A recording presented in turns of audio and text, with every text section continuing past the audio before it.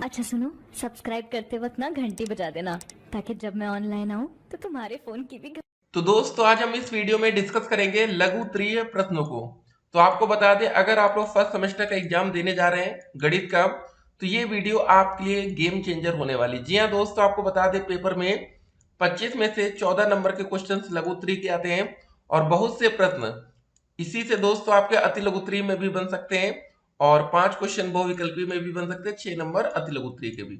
ठीक है, तो वीडियो को शुरू से लेकर आपको अंत तक देखना है। सबसे पहले उन प्रश्नों को रखा जाएगा जो प्रीवियस ईयर क्वेश्चंस के होंगे।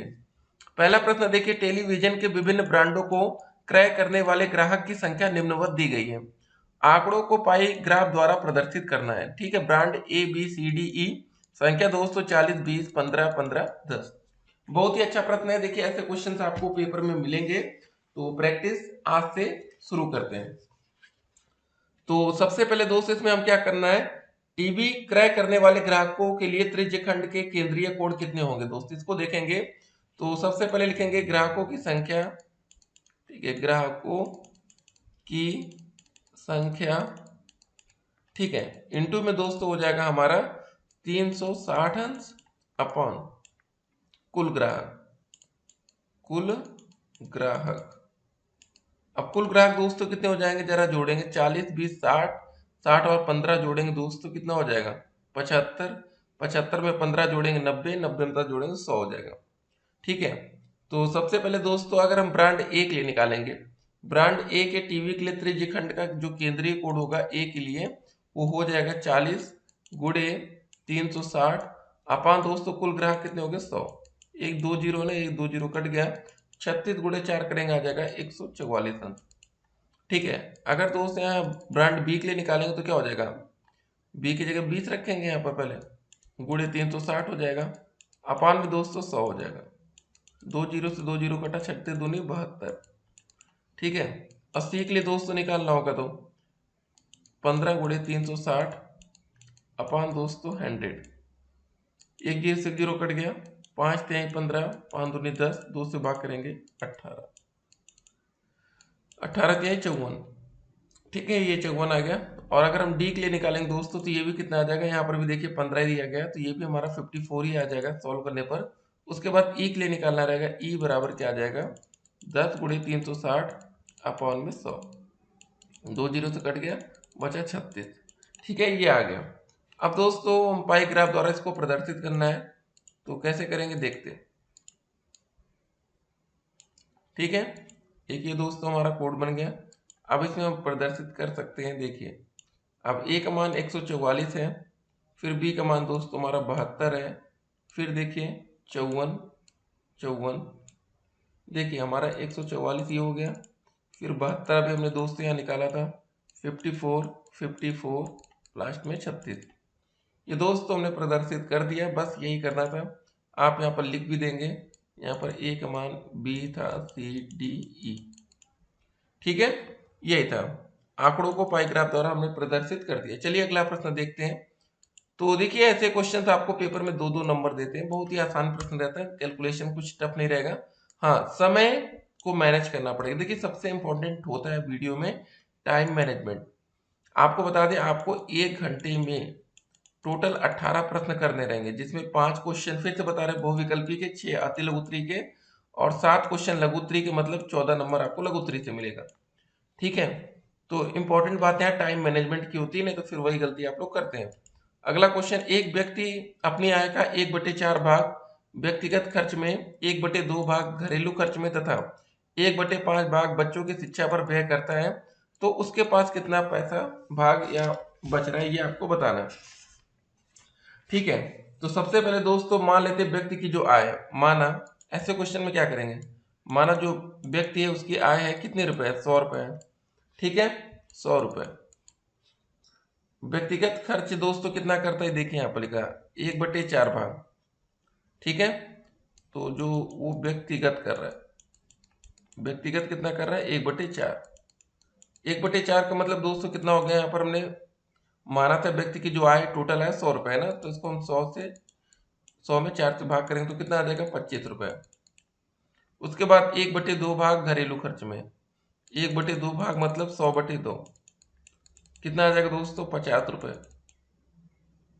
ठीक, 1/5 भाग बच्चों की शिक्षा पर, 1/5 मतलब 100/5, भाग करेंगे 5 दूनी 10, 0, 20 रुपये शिक्षा पर। उसके बाद कितना भाग बच रहा है देखिए दोस्तों जरा, 25 और 50 जोड़ेंगे 75, 75 में 20 जोड़ेंगे 95।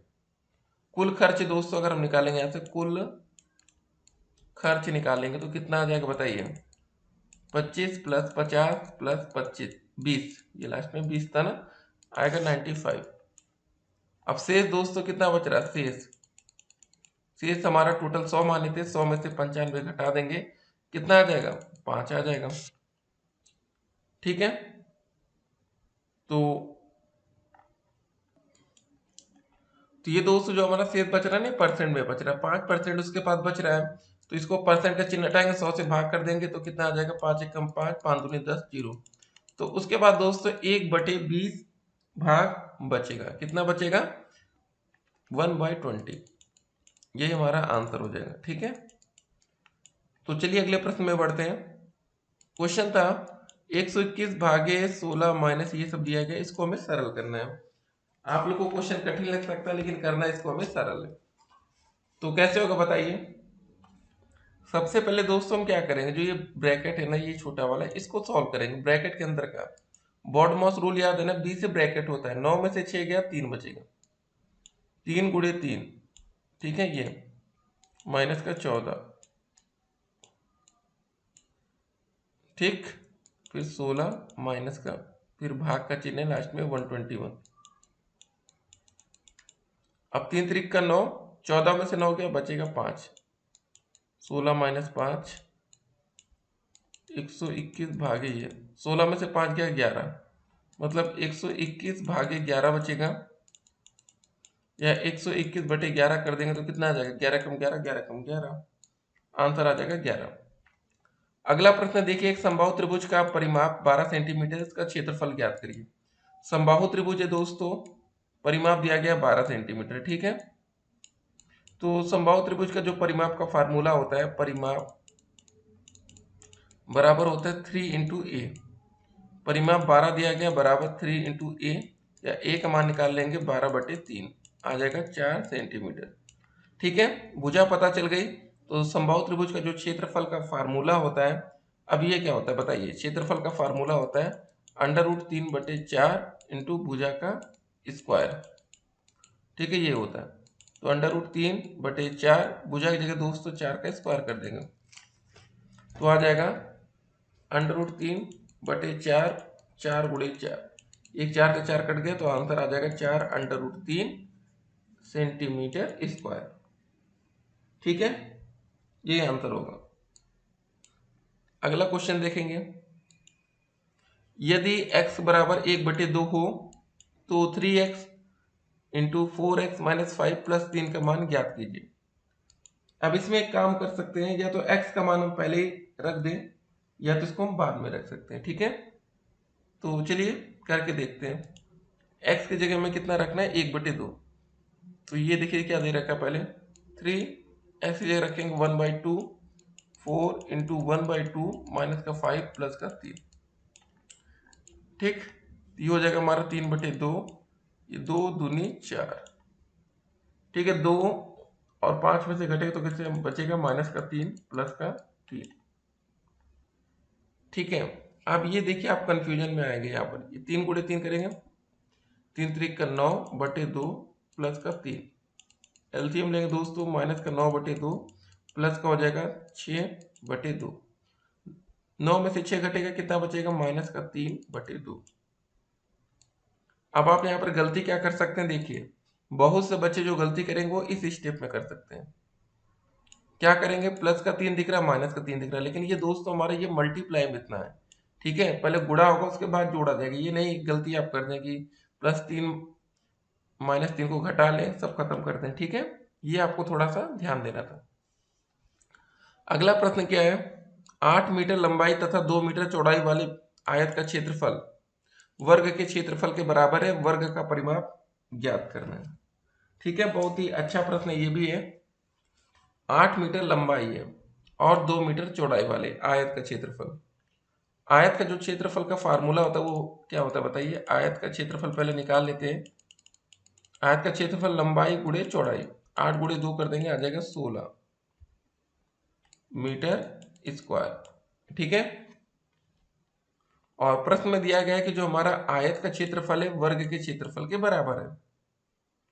मतलब आयत का क्षेत्रफल बराबर दिया गया है वर्ग का क्षेत्रफल। ठीक है। आयत का क्षेत्रफल 16 है, वर्ग का क्षेत्रफल का फार्मूला होता है भुजा का स्क्वायर या ए का स्क्वायर होता है, या ए का मान दोस्तों आ जाएगा √16 बराबर 4 मीटर। ठीक है। यहाँ पर हमारे दोस्तों एक भुजा में मिल गई वर्ग की। अगर वर्ग की भुजा मिल चुकी है तो वर्ग का जो परिमाप का फार्मूला होता है इसको भी याद रखिए क्या होता है। परिमाप का फार्मूला होता है 4 इंटू ए, तो 4 गुणे 4 कर देंगे दोस्तों, हो जाएगा 16 मीटर। अगले प्रश्न में पहुंचते हम लोग। अब इसको करना क्या है, हमें सरल करना है। 12/30 भागे 3/5 प्लस 8/10।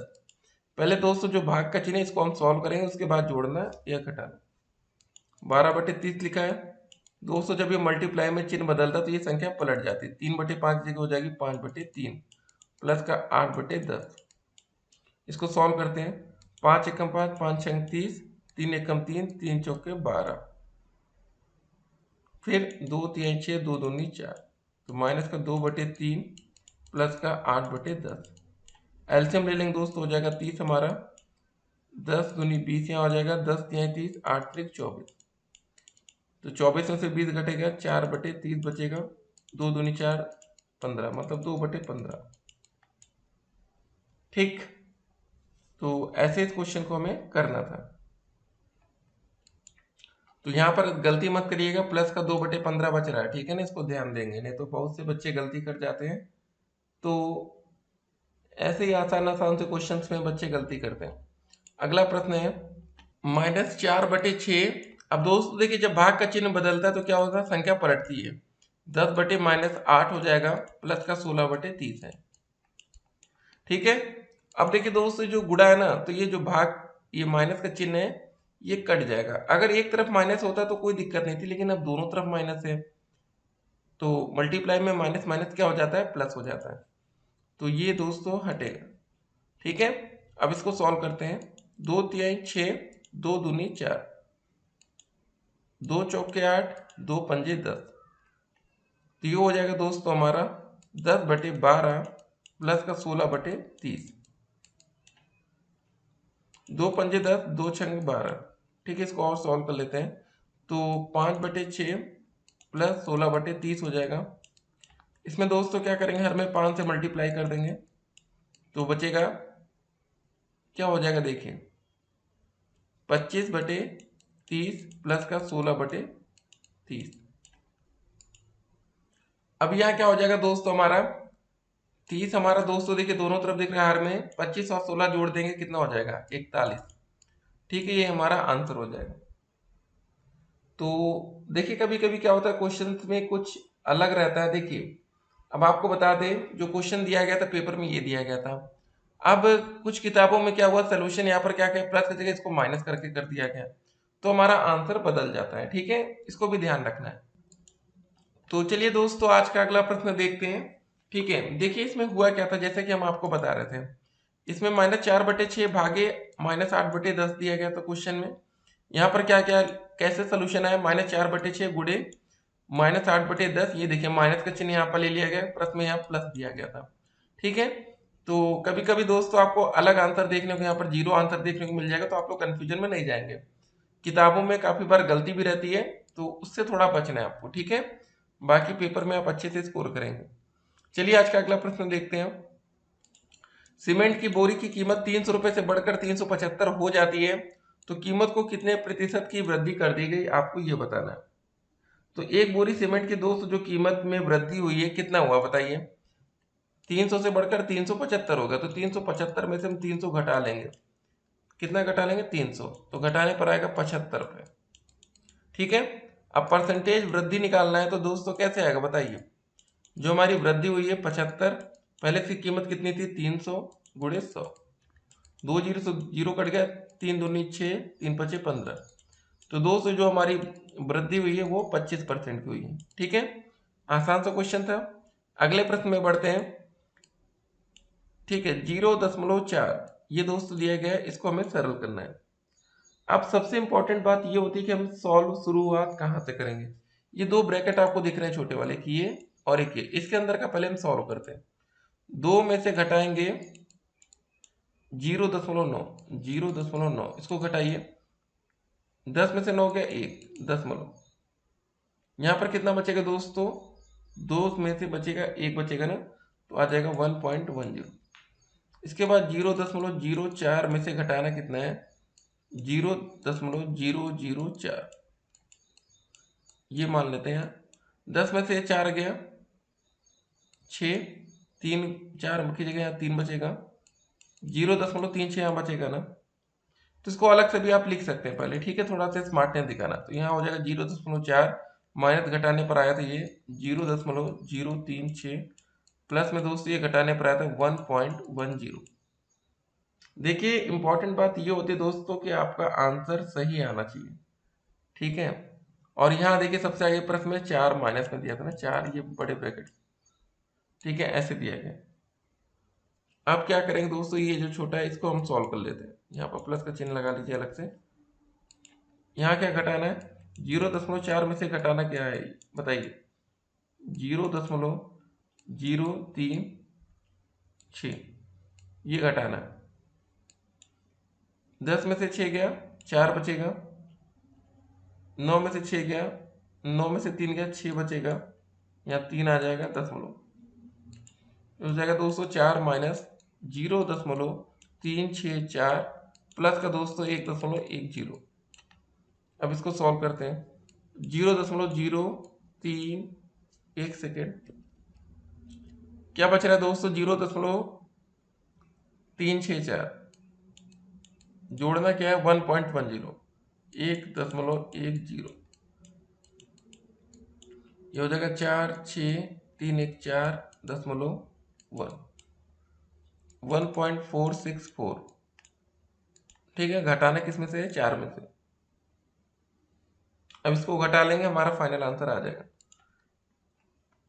अब 4 दशमलव ऐसे कुछ नहीं है तो दशमलव मान लेते हैं, 1.464 इसको घटाते हैं। 10 में से 4 गया 6, 9 में से 6 गया 3, 9 यहाँ बचेगा दशमलव।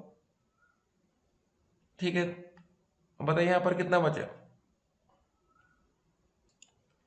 एक सेकंड दोस्तों, पहले देखिए हमने यहाँ पर एक छोटी सी गलती कर दी। यहाँ पर देखिए 9 में से 4 गया बचेगा 5, यहाँ बचा दोस्तों 3 में से 1 गया बचेगा 2, 2.536।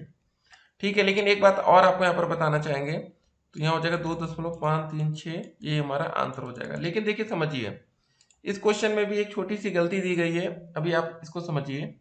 जो ये हमारा बड़ा ब्रैकेट लगा है, ये दोस्तों क्लियर नहीं किया गया कि यहाँ तक लगा है कि भैया यहाँ तक लगा है। ठीक है, ये समझना है यहाँ तक। अगर दोस्तों ये वाला बड़ा ब्रैकेट अगर सिर्फ हमारा यहाँ तक ही लगा है, तो क्या होगा दोस्तों, 4 में से होगा, 4 में से घटेगा 0.364, इसको माइनस कर लेंगे, इसको दोस्तों माइनस करेंगे पहले। ठीक है, जो माइनस करेंगे और बाद में प्लस में दोस्तों 1.10 जोड़ लेंगे, तो क्या हो जाएगा, जरा जोड़िए, 4 और 1 जोड़ लेंगे तो हो जाएगा 5.10, माइनस का दोस्तों बचेगा, इसको मिटाते हैं,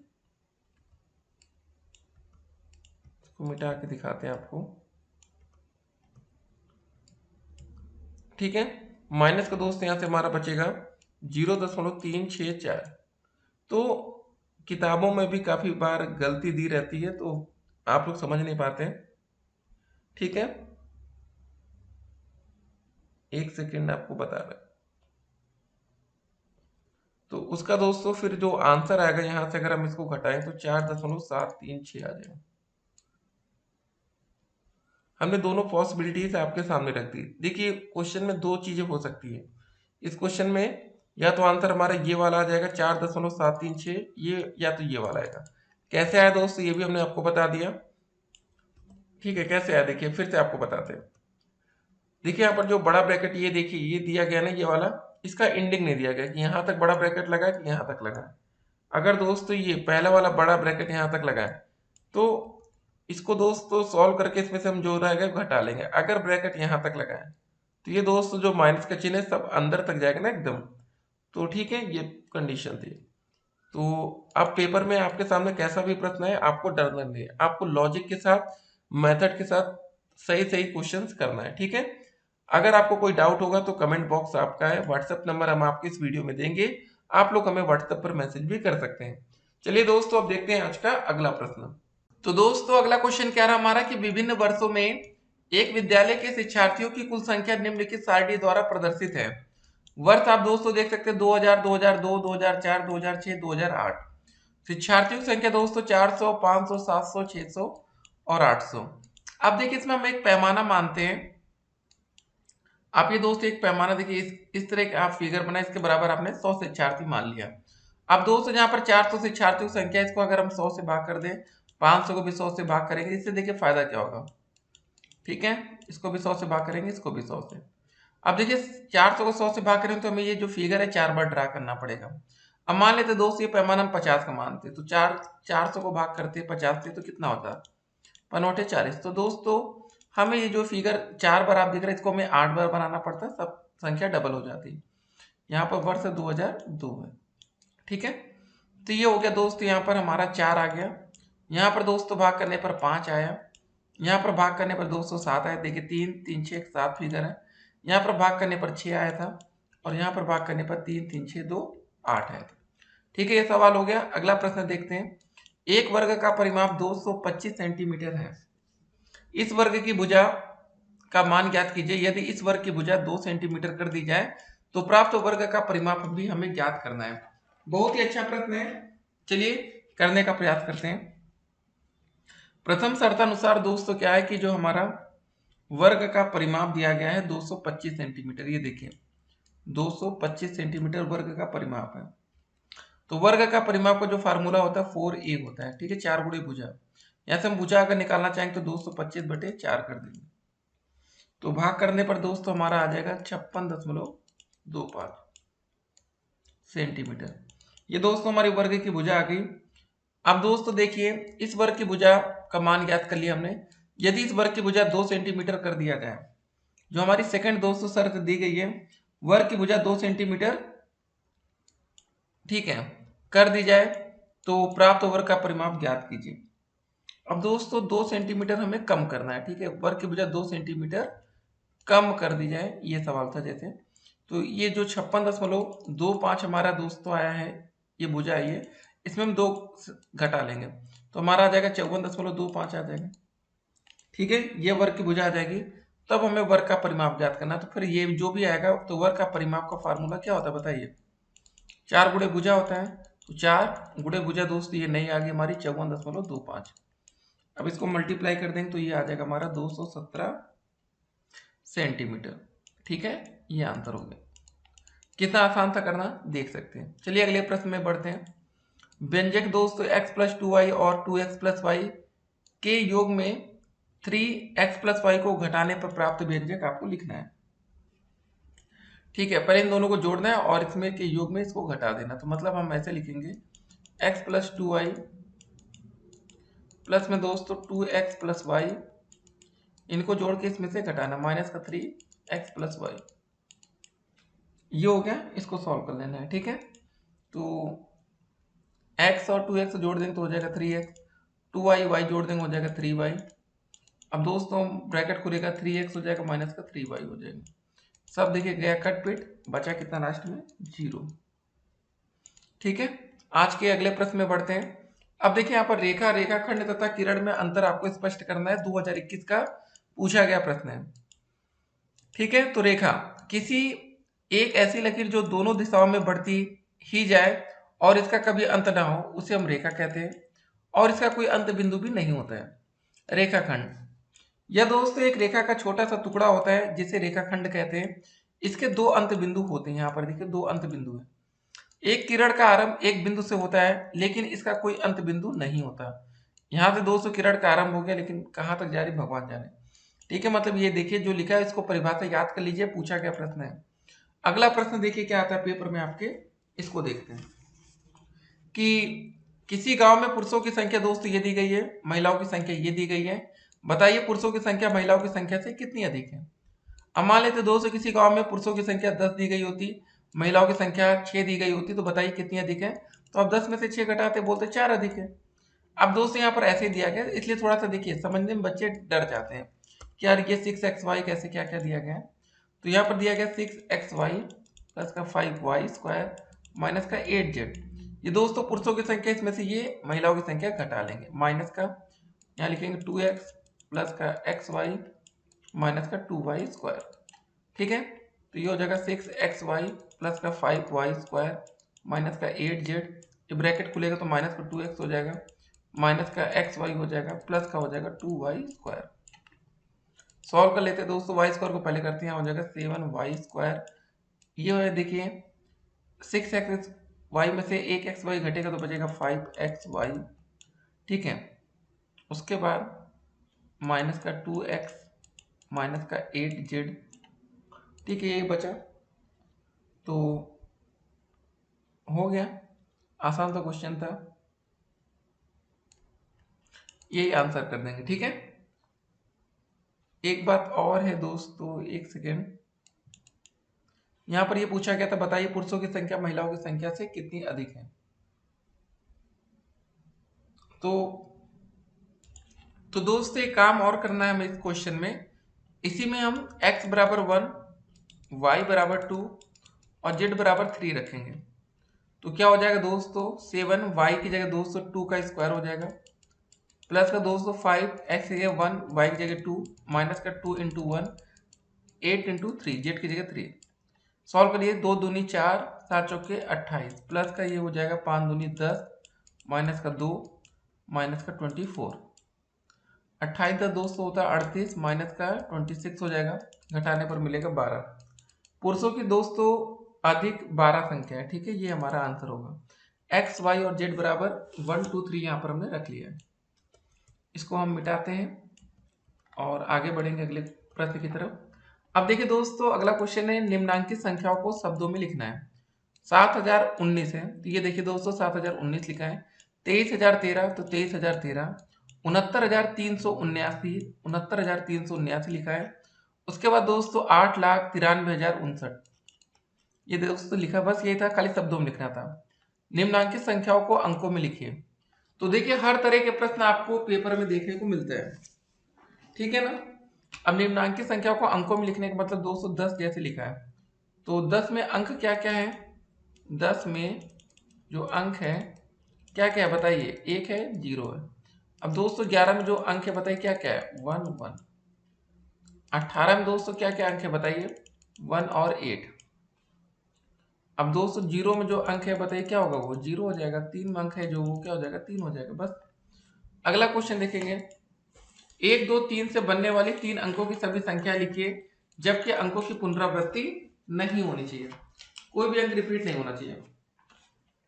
1 2 और 3 से दोस्तों 1 2 3 से सबसे पहले 123 बनेगा हमारा, ठीक है। फिर इसको 132 कर सकते हैं, ये हो गया। फिर दोस्तों 213 बनेगा हमारा, 213। फिर दोस्तों 231, फिर 312, फिर 321। ये दोस्तों टोटल संख्या बनेंगे। अगला क्वेश्चन क्या आता है, 035 से बनने वाली 3 अंकों की सभी संख्या लिखिए जबकि अंकों की पुनरावृत्ति यहाँ पर भी नहीं होना चाहिए, कोई भी अंक रिपीट नहीं होना चाहिए। 035 है तो सबसे पहले 305 कर देंगे, उसके बाद 350 कर देंगे, फिर 503, फिर 530, ये हो गया। अब 0 आगे रखने का कोई मतलब तो है नहीं ना। अगला क्वेश्चन दोस्तों देखते हैं, नीचे लिखे वाक्यों में आई हुई संख्याओं को शब्दों में लिखिए। एक रिपोर्ट के अनुसार 1 ग्राम मानव मल में 100 विषाणु अंडे, 1000 जीवाणु कोष, 10 लाख बैक्टीरिया जीवाणु तथा दोस्तों ये सब लिखा है। तो देखिए यहाँ पर लिखा है 100 विषाणु अंडे, यहाँ पर ये। उसके बाद दोस्त यहाँ पर लिखा है 1000 जीवाणु कोष। उसके बाद दोस्त ये लिखा 10 लाख बैक्टीरिया। उसके बाद दोस्तों लिखा है 1 करोड़ वायरस। ये देखिए यहाँ पर शब्दों में लिखा गया। अगला क्वेश्चन आता है 4 2 3 1 में प्रत्येक अंक का स्थायी मान आपको ज्ञात करना है, ठीक है। तो क्या लिखा है, 4 2 3 1। एक का दोस्त स्थानीय मान निकालेंगे तो क्या आ जाएगा, 1 आ जाएगा। 3 का स्थानीय मान निकालेंगे तो दोस्तों 3 गुणे 10 हो जाएगा। 2 का स्थानीय मान निकालेंगे तो 2 गुणे 100 हो जाएगा। 4 का निकालेंगे तो 4 गुणे 1000 हो जाएगा। तो ये हो जाएगा 230, ये हो जाएगा हमारा 200, ये हो जाएगा हमारा 4000। कैसे निकालते हैं? आसान तरीका हमने आपको बताया था। 4 2 3 1 लिखा, एक का एक हो जाएगा। 3 में 203 लिखिए, कितनी संख्या बच रही? 0 लगा दीजिए। 2 का निकाले 202 लिख लीजिए, कितनी संख्या लास्ट में बच रही? 2, 2 जीरो आ जाएगा। 4 लिखिए पहले, कितनी संख्या लास्ट में बच रही? 3, 1 2 3 जीरो हो गया। ठीक है, अगला क्वेश्चन आता है 5 बार 2 में प्रत्येक 2 के स्थानीय मानों का योगफल ज्ञात करिए। अब देखिए इसको लिखेंगे कैसे, पहले एक सेकंड, सही से लिखना भी जरूरी है। 2 2 2 2 2, इस 2 को लिखिए ऐसे, इस 2 में 202 फिर 0। अब ये 202, इसका निकालेंगे स्थानीय मान 2, कितनी संख्या लास्ट में बच रही है? 2 जीरो आ जाएगा। फिर इसका 200 निकालना, 2 लिखिए, कितनी संख्या बच रही है? 1 2 3। उसके बाद दोस्तों इस 2 का 1 2 3 4, सभी को दोस्तों जोड़ लेंगे। सभी स्थानीय मानों को क्या जोड़ना है ना, सबसे बड़ी संख्या ये है ना, 2 के बाद 4 जीरो, फिर दोस्तों 2 के बाद 3 जीरो, फिर दोस्तों 2 के बाद 2 जीरो, फिर 2 के बाद 0, फिर 2, सबको जोड़ लेंगे। ठीक है, तो बहुत ही अच्छा प्रश्न है। तो जोड़ने पर भी हमारा आ जाएगा 2 2 2 2 2। ठीक है, अगला प्रश्न देखते हैं। निम्नलिखित संख्याओं के संख्यांकों में व्यक्त कीजिए। 427, तो क्या लिखेंगे दोस्तों? 4 2 7, 3501, 3501 ये हो गया। उसके बाद 115, 115, 79,000, ठीक है, 29, 79029। चलिए अगले प्रश्न में बढ़ते हैं। 5 अंकों की बड़ी से बड़ी तथा छोटी से छोटी संख्या लिखिए। बड़ी से बड़ी 5 अंकों की लिखना है तो 5 बार 9 लिख दीजिए, और छोटी से छोटी संख्या लिखना है तो 1 लिखिए, 1 2 3 4 बार 0 लिख दीजिए। तो देखिए कितने आसान आसान से क्वेश्चन आपको पेपर में मिलते हैं, और यहाँ इंपॉर्टेंट बात यही है कि आपकी तैयारी कितनी है। ठीक है ना। अब देखिए अगला क्वेश्चन आता है कि रोमन लिपि में निम्नलिखित संख्याओं को किस प्रकार लिखा जाता है, आपको बताना है। 1 2 3 4 7 10 तक, फिर 20 30 40 50 60 70 80 90 100 500 1000। एक को दोस्तों सिंगल आई, 2 को डबल आई, 3 को दोस्तों देखिए कैसे लिखते हैं, 4 को देखिए याद कर लीजिए, 5 को 6 को ऐसे लिखते हैं, 7 को 8 को 9 को 10 को एक्स मानते हैं, 20 को डबल एक्स, 30 को ट्रिपल एक्स, 40 को दोस्तों 3 बार एक्स फिर एल। एल का मतलब दोस्तों होता है हमारा यहाँ 50। अब इसमें 50 में से 10 घटा रहे तो 40 आ रहा है। ठीक है, 60 में दोस्तों एल और एक्स लिखते हैं। ठीक है, देखिए जो ये एक्स पहले आ रहा है इसमें मतलब घट रहा है, एल के बाद में एक्स आ रहा है इसमें जुड़ रहा है। 70 दोस्तों L double x, 80 L triple x, फिर 90 में एक्स सी। ठीक है, मतलब दोस्तों सी का मतलब होता है हमारा 100। इसको भी जरा ध्यान रखेंगे। देखिए कुछ बातें याद रखिए, जैसे 10 को दोस्तों हम एक्स लिखते हैं, 50 को एल लिखते हैं, 100 को सी लिखते हैं, 500 को डी लिखते हैं, और 1000 को एम लिखते हैं। ठीक है, और 1 को दोस्तों आपको पता है आई, 5 को वी। कुछ बातें आप लोग ध्यान रखेंगे तो बेहतर होगा। चलिए अगले प्रश्न में हम लोग आगे बढ़ते हैं। 6705 से 4 अंकों की सबसे बड़ी एवं सबसे छोटी संख्या आपको लिखनी है। सबसे बड़ी संख्या दोस्तों, सबसे बड़ी संख्या आपकी शुरुआत होगी 7 से, 7650, ये सबसे बड़ी संख्या होगी। अगर सबसे छोटी संख्या की बात आएगी तो सबसे छोटी संख्या पर क्या 5 है, 067। ठीक है, ये हो गई। अगला क्वेश्चन आता है कि 5231 में प्रत्येक अंक का स्थानीय मान आपको ज्ञात करना है। ठीक है, 5 2 3 1, एक का दोस्त 1 आ जाएगा, 3 का निकालेंगे 3 फिर 0 लिख देंगे, 2 का दोस्त निकालेंगे 2 डबल 0 हो जाएगा, 5 का निकालेंगे तो 5 लिख के 1 2 3 0। ठीक है, ये क्वेश्चन हो गया। अगला क्वेश्चन देखते हैं कि 636 में दोनों 6 के स्थानीय मान ज्ञात कीजिए। 6 लिखा है, 3 लिखा है, 6 लिखा है, पहले 6 का निकालेंगे 6 आ जाएगा, इस 6 का निकालेंगे कितनी संख्या बच रही है लास्ट में, 2 संख्या बच रही है, ये हो गया। अगला प्रश्न देखते हैं, 3 3 3 4 में 3 के विभिन्न स्थानीय मानों का योगफल ज्ञात करना है। बहुत ही अच्छा प्रश्न है। 1 2 3 4 है। ठीक है, पहला 3 का 2 से स्थानीय मान आ जाएगा 30 आ जाएगा, दूसरे 3 का 300 आ जाएगा, तीसरे 3 का 1 2 3 0। अब इसको दोस्तों ऐड कर लेंगे तो हम लोग क्या आ जाएगा, पहले पहले 0 ही आएगा, फिर 3 आएगा, ठीक है, फिर 3 आ जाएगा, फिर लास्ट में 3 आ जाएगा, 3330। अगले क्वेश्चन में आगे हम लोग बढ़ते हैं, इसको मिटाते हैं पहले यहां से, कि क्वेश्चन क्या रहा हमारा अगला, कि 545 में प्रयुक्त 5 तथा द्वितीय 5 के स्थानीय मानों में अंतर ज्ञात करना है।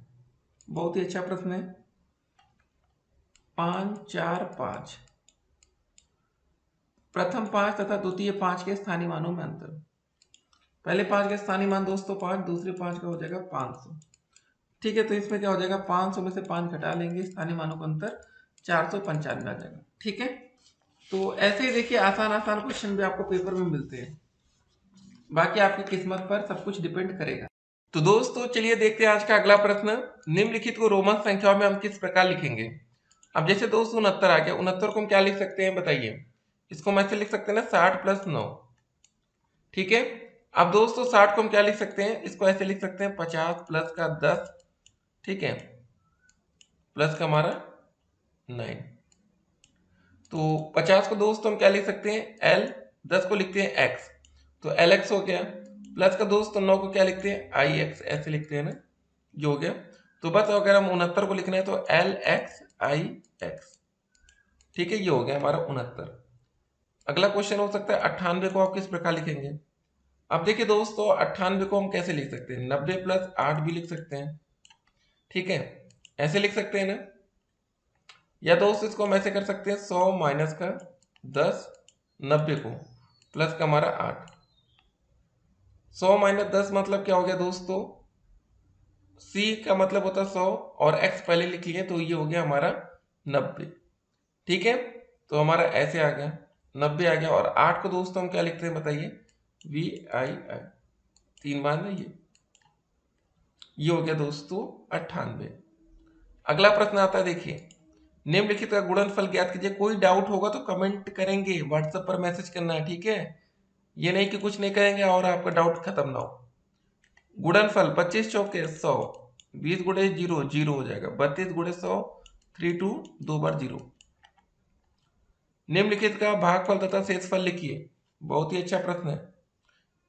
0/5 कितना आंसर आ जाएगा 0। 100/1 कितना आंसर आ जाएगा 100। 27/27 27 है ना, 1 आएगा ना भाग करने पर, ठीक है। शेषफल किसी में कुछ बच ही नहीं रहा है और भागफल दोस्तों इसमें आया, ठीक है। तो ऐसे आप लोग को कर लेना है। अगला प्रश्न आता है, यदि भाजक दिया गया है, भागफल दिया गया है, शेषफल दिया गया है, तो भाज्य ज्ञात कीजिए। इसका फार्मूला होता है भाज्य बराबर भाजक गुणे भागफल प्लस शेषफल। अब भाजक दोस्तों हमारा कितना दिया गया है 483, भागफल कितना है 403, शेषफल कितना है 50, ठीक है। इसको सॉल्व कर लेंगे, गुणा और जोड़ना है, हमारा आंसर लास्ट में आ जाएगा 194, ठीक है, 699,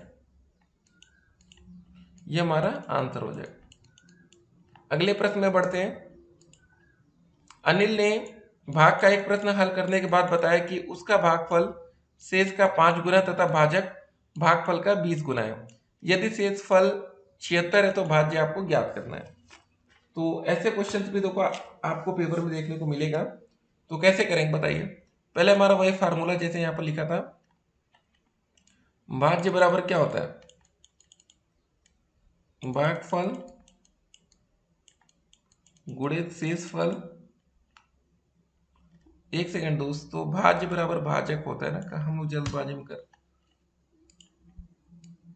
भाज्य बराबर भाजक गुणे भागफल प्लस का दोस्तों शेषफल, ठीक है, इतना होता है। दिया गया क्वेश्चन में दोस्तों हमारा जो शेषफल है वो 76 है, ठीक है। और एक बात और लिखा है, अनिल ने भाग का एक प्रश्न हल करने के बाद बताया कि उसका जो भागफल है शेष का 5 गुना है। भागफल क्या है दोस्तों, शेषफल का 5 गुना। शेषफल अगर 76 है तो भागफल कितना हो जाएगा 5 गुना कर लीजिए, 5 छंग 30, 5 सते 35, 3 38, तो मतलब ऐसे लिखेंगे भाज्य बराबर भाज्य, भागफल की जगह दोस्तों हो जाएगा 380, शेषफल की जगह हो जाएगा 76। ठीक है, जैसा क्वेश्चन दिया गया वैसे ही करना है। और उसके बाद दोस्तों जो भाजक है, यहां पर देखिए क्वेश्चन में क्या लिखा है, ये हो गया भाजक भागफल का 20 गुना है। जो भागफल ये आया था 3800, भाजक कितना गुना है, भाजक हो जाएगा हमारे यहां से 380 गुणे 20, 2 अट्ठे 16, 2 तियां 6, 1 7। ठीक है, एक सेकेंड, 38 दूनी 76 होता है, 2 जीरो ऐसे लगा दीजिए, आ जाएगा हमारा 7600। मतलब 7600 गुणे 380 प्लस में 76। अब इसको दोस्तों सॉल्व कर लेंगे, हमारा फाइनल आंसर आ जाएगा। सॉल्व करने पर हमारा जो आंसर आएगा 28881230। ठीक है, आप लोग इसको सॉल्व करेंगे प्रॉपर तरीके से, गुणा और जोड़ना है। ठीक है, तो ज्यादा आपका समय ना लगे इसलिए हम यहाँ पर जोड़ और गुणा नहीं बता रहे हैं। अगर आपसे नहीं होता तो आप लोग कमेंट करेंगे, आपको अलग से भी बताया जाएगा, ये ना हो कि आप लोग भी लापरवाही करें। चलिए अगले प्रश्न में बढ़ते हैं।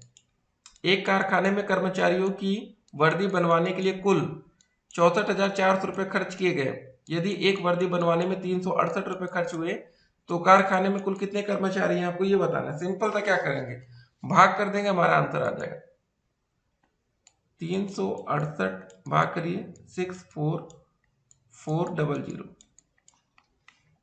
कितनी बार जाएगा, पहले एक बार जाएगा ना, यह हो जाएगा 368। 14 में से 8 गया 6 बचेगा, 13 में से 6 गया 7 बचेगा, 5 में से 3 गया 2 बचेगा, एक जीरो आ जाएगा। अब दोस्त ये कितनी बार जाएगा, अब जाएगा ये हमारा 7 बार। 7 अट्ठे 56 का 6, 7 छंग 42, 42 5 47, 7 त्रिक 21, 4 25। इसको घटाते हैं, 10 में से 6 गया 4, ठीक है, यहाँ 15 में से 7 गया, कितना बचेगा 8, 6 में से 5 गया 1, ये और ये 0। अब दोस्तों ये जाएगा हमारा 5 बार, 15 अठे 40 का 0, 5 छंग 30, 30 4 34, 5 1 15 3 18, कट गया ना। तो हमारा दोस्तों फाइनल आंसर आ जाएगा, कर्मचारियों की संख्या आ जाएगी 175। ठीक है, ये आंसर हो गया। चलिए अगले प्रश्न में बढ़ते हैं। देखिए क्वेश्चन में पूछा गया पूर्णांक पर गुणन संक्रिया में ध्यान देने योग्य बातें आपको बतानी है। एक धनात्मक और एक ऋणात्मक पूर्णांक का गुणनफल हमेशा ऋणात्मक होगा। ऋणात्मक पूर्णांक, एक धनात्मक और एक ऋणात्मक पूर्णांक का गुणनफल ज्ञात करने के लिए दोनों गुणनखंडों के निरपेक्ष मानों के गुणनफल के पूर्व दो ऋण चिन्ह लगाते हैं। दो धनात्मक अथवा दो ऋणात्मक पूर्णांकों का गुणनफल धनात्मक पूर्णांक होता है। जी हाँ दोस्तों, अगर दो माइनस माइनस का भी गुणा करेंगे तो प्लस हो जाएगा। अब अगला प्रश्न देखते हैं, निम्नलिखित भिन्नों का गुणा करना है। क्या लिखा है दोस्तों, सबसे पहले 1/2 गुणे 3/5, अंश अंश का गुणा करिए 3/5 दूनी 10, ये आंसर हो गया। तो कभी कभी आपके सामने ऐसे आसान प्रश्न भी दिखेंगे तो फिर आप लोग को मजा आएगी। एक क्वेश्चन और आपको बता देते हैं। दूसरा प्रश्न था 7/9 गुणे में 4/5 गुणे में 3/2, 2 एकम 2, 2 दूनी 4, 3 एकम 3, 3 त्रिका 9, ठीक है। ऊपर क्या हुआ 7 दूनी 14, नीचे बचा 15। अब ये तीसरा वाला दोस्तों आपको खुद से करना है, इसका आंसर आएगा तीसरे में 13/6। आप लोग करिएगा, नहीं आएगा तो हम बताएंगे। अगला प्रश्न आता है, निम्नलिखित भिन्नों को आपको जोड़ना है। जी हाँ, जोड़ और घटाने वाले क्वेश्चन काफी आसान होते हैं। तो पहला वाला 1/3 प्लस 7/3 है, इसको छोड़ते हैं, ये वाला हम सेकंड वाला कर देते हैं। लिखा है 5/4, ठीक है, प्लस में दोस्तों हमारा है 3/4 और 9/4। जोड़िए 5 3 8, 9 8 17, 17/4 हो जाए। देखिए दिक्कत तब होती है जब आपका हर अलग होता है तो हम एलसीएम लेते हैं, जब हर सेम है तो कोई दिक्कत नहीं। जैसे 1 और 7 ऊपर, तो ये हो जाएगा 1 + 7/3, 8/3 आ जाएगा ये। अगला प्रश्न है, निम्नलिखित भिन्नों को घटाना है। 8/5 माइनस 6/5, 8 में से 6 गया कितना बचेगा 2/5, 4 में से 1 गया 3/3, कट्टम कट्टम एक आंसर आएगा। अगला क्वेश्चन यहाँ पर दोस्तों -7/2 ये बड़ा है ना, ये बचेगा कितना -2/2, 5 में से 7 घटेगा ना तो ये कट के आ जाएगा -1। चलिए अगले प्रश्न में बढ़ते हैं। दो संख्याओं का अंतर 8/13 है। छोटी संख्या दोस्तों ये दी गई है तो दूसरी संख्या में ज्ञात करनी है। ठीक है, अच्छा प्रश्न है। तो दो संख्याओं का अंतर मान लेते दोस्तों, दो संख्याओं का अंतर हमारा मतलब x माइनस वाई 8/13 है। छोटी संख्या अगर दोस्तों हम y मान लेते हैं, y बराबर अगर हम 105/52 मान लेते हैं, छोटी संख्या है तो ये हो जाएगा हमारा x माइनस 105/52 बराबर 8/13, या x बराबर हो जाएगा दोस्तों 8/13 प्लस में दोस्तों इधर जाएगा तो ये हो जाएगा 105/52। एलसीएम दोस्तों हमारा 52 आ जाएगा, 13 चौके 52, तो 8 चौक 32 प्लस 105 जोड़ लेंगे दोस्तों कितना हो जाएगा बताइए, 137/52 आ जाएगा। ये दोस्तों हमारा x का मान या बड़ी संख्या यही हो जाएगी 137/52, यही आंसर। अगला प्रश्न देखते हैं हम लोग। गीता ने 5/2 किलोग्राम मिठाई 5 बच्चों में बराबर बांट दी। प्रत्येक को कितने किलोग्राम मिठाई मिली आपको ये बताना है। तो पहले दोस्तों जो हमारी कुल मिठाई थी वो कितनी थी 5/2, ये हमारी कुल मिठाई है। 5 बच्चों में बांटी गई मतलब 5/2 को भाग करिए 5 से, तो क्या हो जाएगा 5/2। जब ये गुणा में बदलेगा तो संख्या पलट जाती है ना, तो 1/5 हो जाएगा। 5 से 5 कटा, बचा कितना 1/2, 1/2 किलोग्राम। ठीक है, तो यही हो गया दोस्तों आंसर। सभी बच्चों को 1/2 किलोग्राम मिली। अगर किलोग्राम को हम ग्राम में बदलेंगे तो 1000 ग्राम होगा, बटे 2 भाग कर लेंगे तो आ जाएगा 500 ग्राम। सभी बच्चों को आधा आधा किलो मिठाई मिलती है। अगला प्रश्न आता है, एक कार 1 लीटर पेट्रोल में 16 किलोमीटर जाती है, तो 6 सही 3/8 लीटर पेट्रोल में वो कितनी दूरी तय करेगी। 1 लीटर में 16 किलोमीटर, 1 लीटर में कितना किलोमीटर जा रही है 16 किलोमीटर। अब इसको दोस्तों जरा देखिए, 6 सही 3/8 है, इसको क्या करेंगे पहले 8 का गुणा 6 से होगा, ऐसे 8 गुणे 6 प्लस का 3/8 ये लिखा जाता है। 8 गुणे 6 ना, ऐसे 8 छंग 48, 48 और 3 जोड़ेंगे 51/8 हो जाएगा। ठीक है, लिखने का तरीका भी आपको पता होना चाहिए। तो कार दोस्तों 51/8 लीटर में कितनी दूरी जाएगी, तो इसका सिंपल था मल्टीप्लाई 16 गुणे 51/8 कर लेना। 8 दूनी 16, 51 गुणे 2 102 किलोमीटर। अब अगला प्रश्न देखते हैं। 4 अंकों की सबसे बड़ी संख्या लिखिए और उससे अभाज्य गुणनफल के रूप में व्यक्त करना है। 4 अंकों की सबसे बड़ी संख्या दोस्तों हो जाएगी 9999।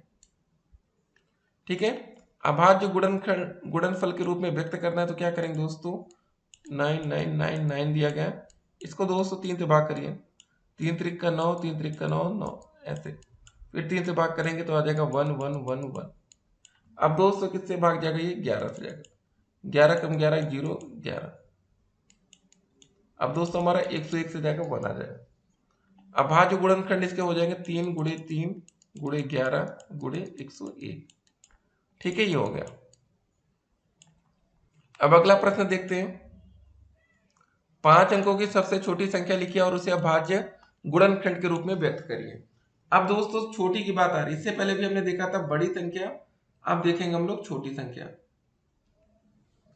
अब इसको कैसे करेंगे, इसको भी देखना है। देखिए आप लोग जल्दबाजी में कभी गलती नहीं करेंगे, ठीक है, जल्दबाजी मत करिएगा। क्वेश्चन थोड़ा लेट से होगा लेकिन आंसर सही आना चाहिए। 5 अंकों की सबसे छोटी संख्या 1 2 3, 5 अंकों के ये लिख लिया। अब इसको हमें अभाज्य गुणनखंड में व्यक्त करना है। ठीक है, अब इसमें क्या करेंगे, सबसे पहले 2 से भाग करेंगे, फिर अब 2 से भाग करेंगे, ठीक है, फिर 2 से भाग करिए। अब एक बार और 2 से भाग जाएगा ना भी, 2 छंग 12, 2 दूनी 4, 2 पंजे 10, अब 5 से भाग करिए, 5 एकम 5, 5 दूनी 10, 5 25। फिर दोस्तों 5 से भाग करेंगे, 5 दूनी 10, 5 25। 5 से भाग करिए, 5 25, फिर 5 से भाग करेंगे 1। अब भाज्य गुणनखंड के रूप में इसको व्यक्त करना है तो 2 गुणे 2, कितनी बार 2 आ रहा है टोटल, 1 2 3 4 बार। फिर गुणे 5 गुणे 5 गुणे 5 गुणे 5, 5 भी दोस्तों 4 बार आ रहा है। ठीक है, ये हो गया, ये हमारा आंसर हो जाएगा। तो ऐसे क्वेश्चन आपको पेपर में मिलते हैं। चलिए अब देखते हैं आज का अगला प्रश्न। तो दोस्तों अगला क्वेश्चन क्या रहा है कि निम्नलिखित संख्याओं के अभाज्य गुणनखंड हमें ज्ञात करने हैं। 112 का, 120 का, 135, 140, 150, 1228। तो चलिए हम 112 का ज्ञात करके आपको दिखा देते हैं, बाकी देखिए 120 का, 135 का आगे दिया गया है। ठीक है, तो सबसे पहले 2 से इसमें किससे भाग जाएगा, 2 से भाग करके देखते हैं कितनी बार जाएगा। 2 पंजे 10, 2 छंके 12, फिर 2 से भाग करिए, 2 दूनी 4, 2 अट्ठे 16, फिर 2 से भाग करेंगे दोस्तों, 2 एकम 2, 2 चौके 8, 2 से भाग करिए, 2 सत्ते 14, 7 एकम 7। तो इसके जो अभाज्य गुणनखंड बनेगा क्या बनेगा, कितनी बार 2 आएगी, नहीं 4 बार 2 है ना, तो 2 गुणे 2 गुणे 2 गुणे 2 गुणे 7, देखिए लास्ट में 7 था ना। तो ये दोस्तों इसका अभाज्य गुणनखंड हो गया। 112 का यहाँ पर हमने निकाल दिया है। 120 का वैसे दोस्तों 2 से भाग करके, सबसे पहले सबसे छोटी संख्या से भाग करते हैं। 135 में 2 से नहीं गया, 3 से भाग करके देखें। 140 में पहले 2 से भाग किए, फिर 7 आए। ठीक, 150 का ये तरीका है, 1228 का ये तरीका है।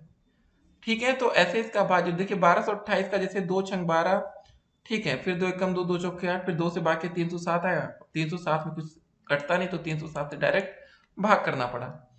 तो अगला क्वेश्चन आता है हमारा कि 80 और 90 के बीच में अभाज्य संख्याएं हैं, तो ये होंगी 83 और 89। ठीक है, तो जैसा क्वेश्चन रहेगा वैसे ही हमें तुरंत आंसर करना पड़ता है। अगला प्रश्न आता है कि एक रेलगाड़ी जिसकी लंबाई दी गई है 270 मीटर, एक खंबे को 9 सेकंड में पार कर लेती है, उसकी चाल किलोमीटर प्रति घंटा में हमें बतानी है। तो सबसे पहले दोस्तों जो हमारी ट्रेन की लंबाई वो कितनी है, 270 मीटर। ठीक है, इसको जरा ध्यान रखेंगे, ट्रेन की लंबाई होगी। अगर हम दोस्तों मीटर को एक काम करते हैं, किलोमीटर में अगर बदल लेते हैं, क्योंकि दोस्तों इसकी चाल हमें किलोमीटर प्रति घंटा में ही बतानी है, तो इसको अगर हम किलोमीटर में बदलेंगे तो 270 को हम क्या करेंगे, 1000 से भाग करेंगे। ये दोस्तों हमारी किलोमीटर में आ गई, जो मीटर में था अब ये किलोमीटर में होगा। समय दोस्तों दिया गया है हमारा, कितना दिया गया बताइए, ये देखिए लिखा है ना 9 सेकंड, 9 सेकंड है। अब 9 सेकंड को दोस्तों जब हम घंटे में बदलेंगे तो 9, ठीक है, घंटे में बदलने के लिए दोस्तों पहले 60 से भाग करेंगे तो मिनट में बदला, 60 से और भाग कर दिए तो घंटे में बदल गया। तो ये दोस्तों हो जाएगा घंटे में, ये घंटा में हो गया। ठीक है, सेकंड से अब घंटे में आ गया है, ये हो गया। तो उसकी चाल किलोमीटर प्रति घंटा में बतानी है। अब चाल बराबर दोस्तों क्या होता है बताइए, चाल बराबर फार्मूला होता है दूरी बटे समय। दूरी कितनी थी दोस्तों, 270 बटे 1000। समय दोस्तों कितना है, ये नीचे बटे 9, जब ये बटे में जैसे इसको लिखेंगे ऐसे पूरा 60 गुणे 60, तो ये ऊपर चला जाएगा। देखिए अभी तो ये हो जाएगा 270 बटे 1000 गुणे में दोस्तों हो जाएगा ऊपर 60 गुणे 60 हो जाएगा, अपान में 9 रहेगा। ठीक है, इसको जब हम सॉल्व करेंगे तो फाइनल आंसर हमारा आ जाएगा। देखिए 1 2 3 0, तो 3 0 ये पूरा कट गया, 9 कम 9, 9 त्रिक 27। ठीक है, 6 छंग 36, 36 गुणे 3 करेंगे तो आएगा हमारा 108 किलोमीटर प्रति घंटा। 108 किलोमीटर प्रति घंटा, यही हमारा फाइनल आंसर होगा। अगले प्रश्न की तरफ बढ़ते हैं। आकाश ने एक किताब 112.75 तथा एक कॉपी को 17.50 की खरीदी, बताओ उसने कुल कितने रुपए का सामान खरीदा। दोनों कुल बताना, तो दोनों को हम क्या करेंगे, जोड़ देंगे। अब जोड़िए, 112.75 में 17.50, तो यहाँ 5 हो गया, 7 5 12, हासिल आया 1, 7 2 9, 1 10 हो जाएगा, 1 1 2, 1 3 हो जाएगा और 1, 130.25, यही आंसर होगा। अब फिर दोस्तों देखिए निम्नलिखित का मान बताना है, यहाँ पर हमें घटाना है। अब घटाना लगभग हर एक बच्चे को आता होगा। अब घटाइए 204.25 में से 3.45, 5 में से 5 गया 0। अब यहाँ कुछ नहीं, 2 आ गया ना, तो 2 से 4 तो घटेंगे, हासिल देंगे इधर, 12 में से 4 गया 8 दशमलव, यहाँ 3 बचा कुछ नहीं, तो ये दोस्तों आ जाएगा माइनस का 0.80। अब इधर भी दोस्तों घटा लेंगे, 15 में 7 गया 8, ठीक है, यहाँ पर फिर यहाँ हासिल दिया गया था ना, यहाँ 5 बचा, 5 में से 9, 15 में से 9 गया 6 दशमलव दोस्तों यहाँ पर क्या था 10 था पहले, अब यहाँ 9 में से 8 गया 1 बचेगा और 2 से 1 11.68। अब इसको दोस्तों घटाएंगे 5.15 में से 1.28, 15 में से 8 गया 7, यहाँ बचा 0, 10 में से 2 गया 8 बचेगा, दशमलव नीचे दशमलव, फिर 2 से यहाँ था 4 में से 1 गया 3, 3.87। चलिए अगले प्रश्न की तरफ आगे बढ़ते हैं। ज्योति से एक दुकान से हल्दी 44.75 रुपए की, नमक 20 रुपए की, धनिया 53.50 और तेल 96.50 का खरीदा। यदि उसने 500 नोट दिया हो तो दुकानदार उसे कितने रुपए लौटाएगा, आपको ये बताना है। यहाँ पर हल्दी, नमक, धनिया, तेल ये सारे दोस्तों दाम यहाँ पर दिए गए हैं। ठीक है, तो क्या करेंगे, सबसे पहले इन सभी को हम जोड़ लेंगे। हल्दी का कितना दिया, नमक, धनिया, तेल, सबको 200 जोड़ने पर आ जाएगा, सीधे हम बता रहे 214.75। ठीक है, जोड़ना आप लोग सीख गए हैं। उसने 200 दिया, कितना था, उसने 500 रुपए की नोट दिया, दुकानदार उसको कितना लौटाएगा बताइए। 500 में से दोस्तों हम क्या करेंगे, ये 214 जो आया है, 0.00 बढ़ाइए 0.75 हम घटा लेंगे, घटाने पर जो आएगा वही हमारा फाइनल आंसर होगा। यहाँ 0.25 आ जाएगा, यहाँ पर फाइनल घटाने पर आएगा 285। ठीक है, हमारा जो आंसर आ जाएगा 285.25 रुपए है। ठीक है, तो जोड़ घटाने हमने आपको सिखा दिया है। तो जल्दी जल्दी देखिए, वीडियो बड़ी ज्यादा ना हो, आपके सवाल ज्यादा से ज्यादा होने चाहिए। निम्नांकित युग्मों के ऐसे समापवर्त ज्ञात करिए जिनका मान 80 से कम होना चाहिए। समापवर्त ज्ञात करना है, बताइए 9 का दोस्तों बताइए पहले क्या होगा, 80 से कम होना चाहिए। अब 9 में क्या करेंगे, प्राकृतिक संख्या से गुणा, 9 कम 9, 9 दूनी 18, 9 त्रिक 27। ठीक है, ऐसे बढ़ाते 36, 9 पचे 45, 54, ठीक है 63, 9 अट्ठे 72, ये हो गया। अब 9 9 81 हो जाएगा, 80 से ज्यादा हो जाएगा, 80 से कम बताना था। 15 का दोस्तों बताइए, 15 कम 15, 15 दूनी 30, 15 तिया 45, 15 चौके 60, 15 पचे 75, 15 छक्का 90 होता है, बस यही तक हो जाएगा। ठीक है, ये हमारा आंसर हो जाएगा। तो ऐसे आप लोगों को करते रहना है। ठीक है, एक भी क्वेश्चन आपसे गलत नहीं होना चाहिए। अब बोला गया 6 और 10 का, आप बताइए। अब देखिए 6 और 10 का अब हम यहाँ पर सॉल्व नहीं करें, यहाँ पर सीधे देखिए आंसर दिया गया है। ठीक है, तो इसको देख लीजिए। ठीक है, और देखिए आप लोग गलती कहाँ करते हैं ना, इसको भी आपको समझना पड़ेगा। काफी बच्चे बहुत गलती क्वेश्चन करते हैं, फिर दिक्कत होती है। उसके बाद देखिए 8 और 9 का, ठीक, उसके बाद 7 और 11 का आप देख सकते हैं। तो एक बात और आपको बताना है, इन सभी क्वेश्चन में दोस्तों में बताना था समापवर्त है। ठीक है, समापवर्त का मतलब जो दोनों में कॉमन हो। देखिए यहाँ पर 15 में 45 कॉमन आया, 9 में भी 45 आया, तो इसका जो समापवर्त होगा वो कितना होगा, 45 होगा। ये हमने क्या निकाला था, अपवर्त, अपवर्त से हमने निकाला समापवर्त, ये समापवर्त है। ठीक है, ये गलती आपसे ना होने पाए। उसके बाद 6 और 10 में बताइए क्या कॉमन आ रहा है, आप बताइए जल्दी से देख के। आप देखिए 6 में 30 आ रहा है, यहाँ पर भी 30 आ रहा है, यहाँ 60 आपको दिख रहा है, यहाँ पर भी 260 दिख रहा है, तो हमारा समापवर्त आ जाएगा 30 और 60। अब इसमें देखिए 8 और 9 में क्या कॉमन मिल रहा है आपको, यहाँ 72 आ रहा है, यहाँ 72 आ रहा है, समापवर्त हो जाएगा 72। 7 का दोस्तों निकालेंगे, 77 दिख रहा है दोनों तरफ, ये 77, ये होगा समापवर्त।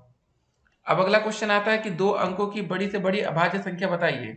2 अंकों की बड़ी से बड़ी अभाज्य संख्या 97, क्योंकि यह या तो 1 से या अपनी संख्या से ही भाज्य संख्या, मतलब 97 में या तो 1 से भाग जाएगा या 97 से जाएगा, और ये बड़ी से बड़ी है। अगला प्रश्न आता है कि 1728 के अभाज्य गुणनखंड ज्ञात कीजिए।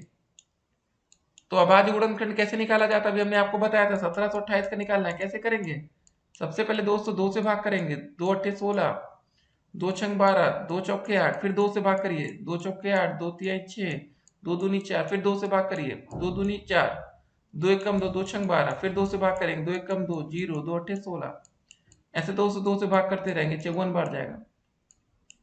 ठीक है, अब फिर 2 से भाग करेंगे 27 बार, 3 से भाग करिए, 3 9 27, फिर 3 से भाग करेंगे, 3 त्रिक 9, फिर 203 से भाग करेंगे 1। तो ये दोस्तों पूरा तरीका है। 2 कितनी बार आ रहा है, 1 2 3 4 5 6 बार 2 आ रहा है, 3 बार 3 आ रहा है। अब देखिए 3 3 6 बार 2 है, 3 बार 3 है, ये दोस्तों तरीका है, ये हमने आपको पूरा तरीका बता दिया। यहाँ पर डायरेक्ट किया गया था, फिर आप कंफ्यूजन में आते हैं। अगले प्रश्न में बढ़ते हैं। 625, 3125, 15625 का महत्तम समापवर्तक गुणनखंड विधि से ज्ञात करना है। अब गुणनखंड विधि दोस्तों क्या हो गया, देखिए एक होता है भाग विधि, सीधे भाग करके हम निकाल सकते हैं। अब दोस्तों हमें 625 का फैक्टर जैसे भी हमने निकाला था 625 का, ये फैक्टर निकालिए, 5 से भाग करिए, इसमें 5 से जाएगा ना, 5 एकम 5, ठीक है, 5 दूनी 10, 5 25, फिर 5 से भाग करेंगे, 5 दूनी 10, 5 25, 5 से भाग करेंगे 5 25, फिर 5 से 1, टोटल 4 बार 5 आ रहा है। इसमें कितनी बार 5 आ रहा है, 3 2 5 बार, इसमें 3 2 6 बार। तो महत्तम समापवर्तक जितनी बार 5 4 बार आ रहा है ना, तो यही दोस्तों मासा हो जाएगा। अगला क्वेश्चन, निम्नांकित का मान ज्ञात करना है। 8 गुणे -4 गुणे -5, -4 -5 को गुणा करेंगे तो प्लस हो जाएगा, तो 5 चौके 20, 20 गुणे 8, ठीक है, तो कितना हो जाएगा दोस्तों, 20 गुणे 8 करेंगे कितना हो जाएगा, 8 दूनी 16, 160। ये दोस्तों इसका आंसर आ गया। अब ऐसे बाकी देखिए यहाँ पर दिया गया है, इसको आप लोग अपने मन से करेंगे, यहाँ पर आंसर दिया गया है। कोई कंफ्यूजन हो, कोई दिक्कत हो तो आप कमेंट करेंगे। एक बात और आपको बताना चाहेंगे, जैसे दोस्तों देखिए किसी भी क्वेश्चन में अगर जीरो से गुणा हो रहा है, सब मल्टीप्लाई में है, तो उसका आंसर जीरो ही आएगा, ठीक है, दिमाग आपको नहीं लगाना है यहाँ पर। जैसे यहाँ पर 8 गुणे 57 कर दिया गया, -456, आप सीधे जीरो आंसर करिए, ठीक है, इतना समय बर्बाद मत करिए। क्या करेंगे दिखाएंगे, 57 गुणे जीरो, जीरो हो जाएगा, फिर 8 गुणे जीरो, जीरो कर दीजिए। क्या मतलब है 456 लाने का, कोई मतलब नहीं, ठीक है। अगले क्वेश्चन में आगे बढ़ते हैं हम लोग। निम्नांकित के मान ज्ञात करना है। देखिए यहाँ पर जीरो आपको दिख गया कि नहीं, जब जीरो दिख गया तो इसका पूरा मान कितना आएगा, जीरो आएगा, ठीक है, दिमाग लगाइए। 7 गुणे जीरो, जीरो करके फिर 57 ऐसे लिखिए, कुछ नहीं मल्टीप्लाई करना, डायरेक्ट जीरो आपको निकालना, ठीक है, समझदारी से। अगला क्वेश्चन आता है 1456 गुणे 625 -456 गुणे 625, ठीक है, ये कैसे करेंगे बताइए। अब यहाँ पर दोस्तों देखिए दोनों में क्या दिख रहा है हमें, 625 कॉमन दिख रहा है, 625 कॉमन ले लिया, 1456 -456 घटाया कितना है, 1000 गुणे 625, ये आंसर होता है। ये स्मार्ट वे है। जो बच्चा कमजोर होगा, दिमाग नहीं होगा ज्यादा, वो क्या करेगा, पहले 1456 गुणे 625 निकालेगा, फिर -456 गुणे 625, दोनों को निकाल के घटा कर लाएगा, टाइम बर्बाद करेगा अपना। स्मार्ट वे भी आपको सीखना पड़ेगा, ठीक है। अगला क्वेश्चन दोस्तों देखिए, यहां पर आप देखिए पहले माइनस गुणे माइनस प्लस हो जाएगा, ये भी प्लस हो जाएगा, आंसर लास्ट में प्लस में आ गया ना।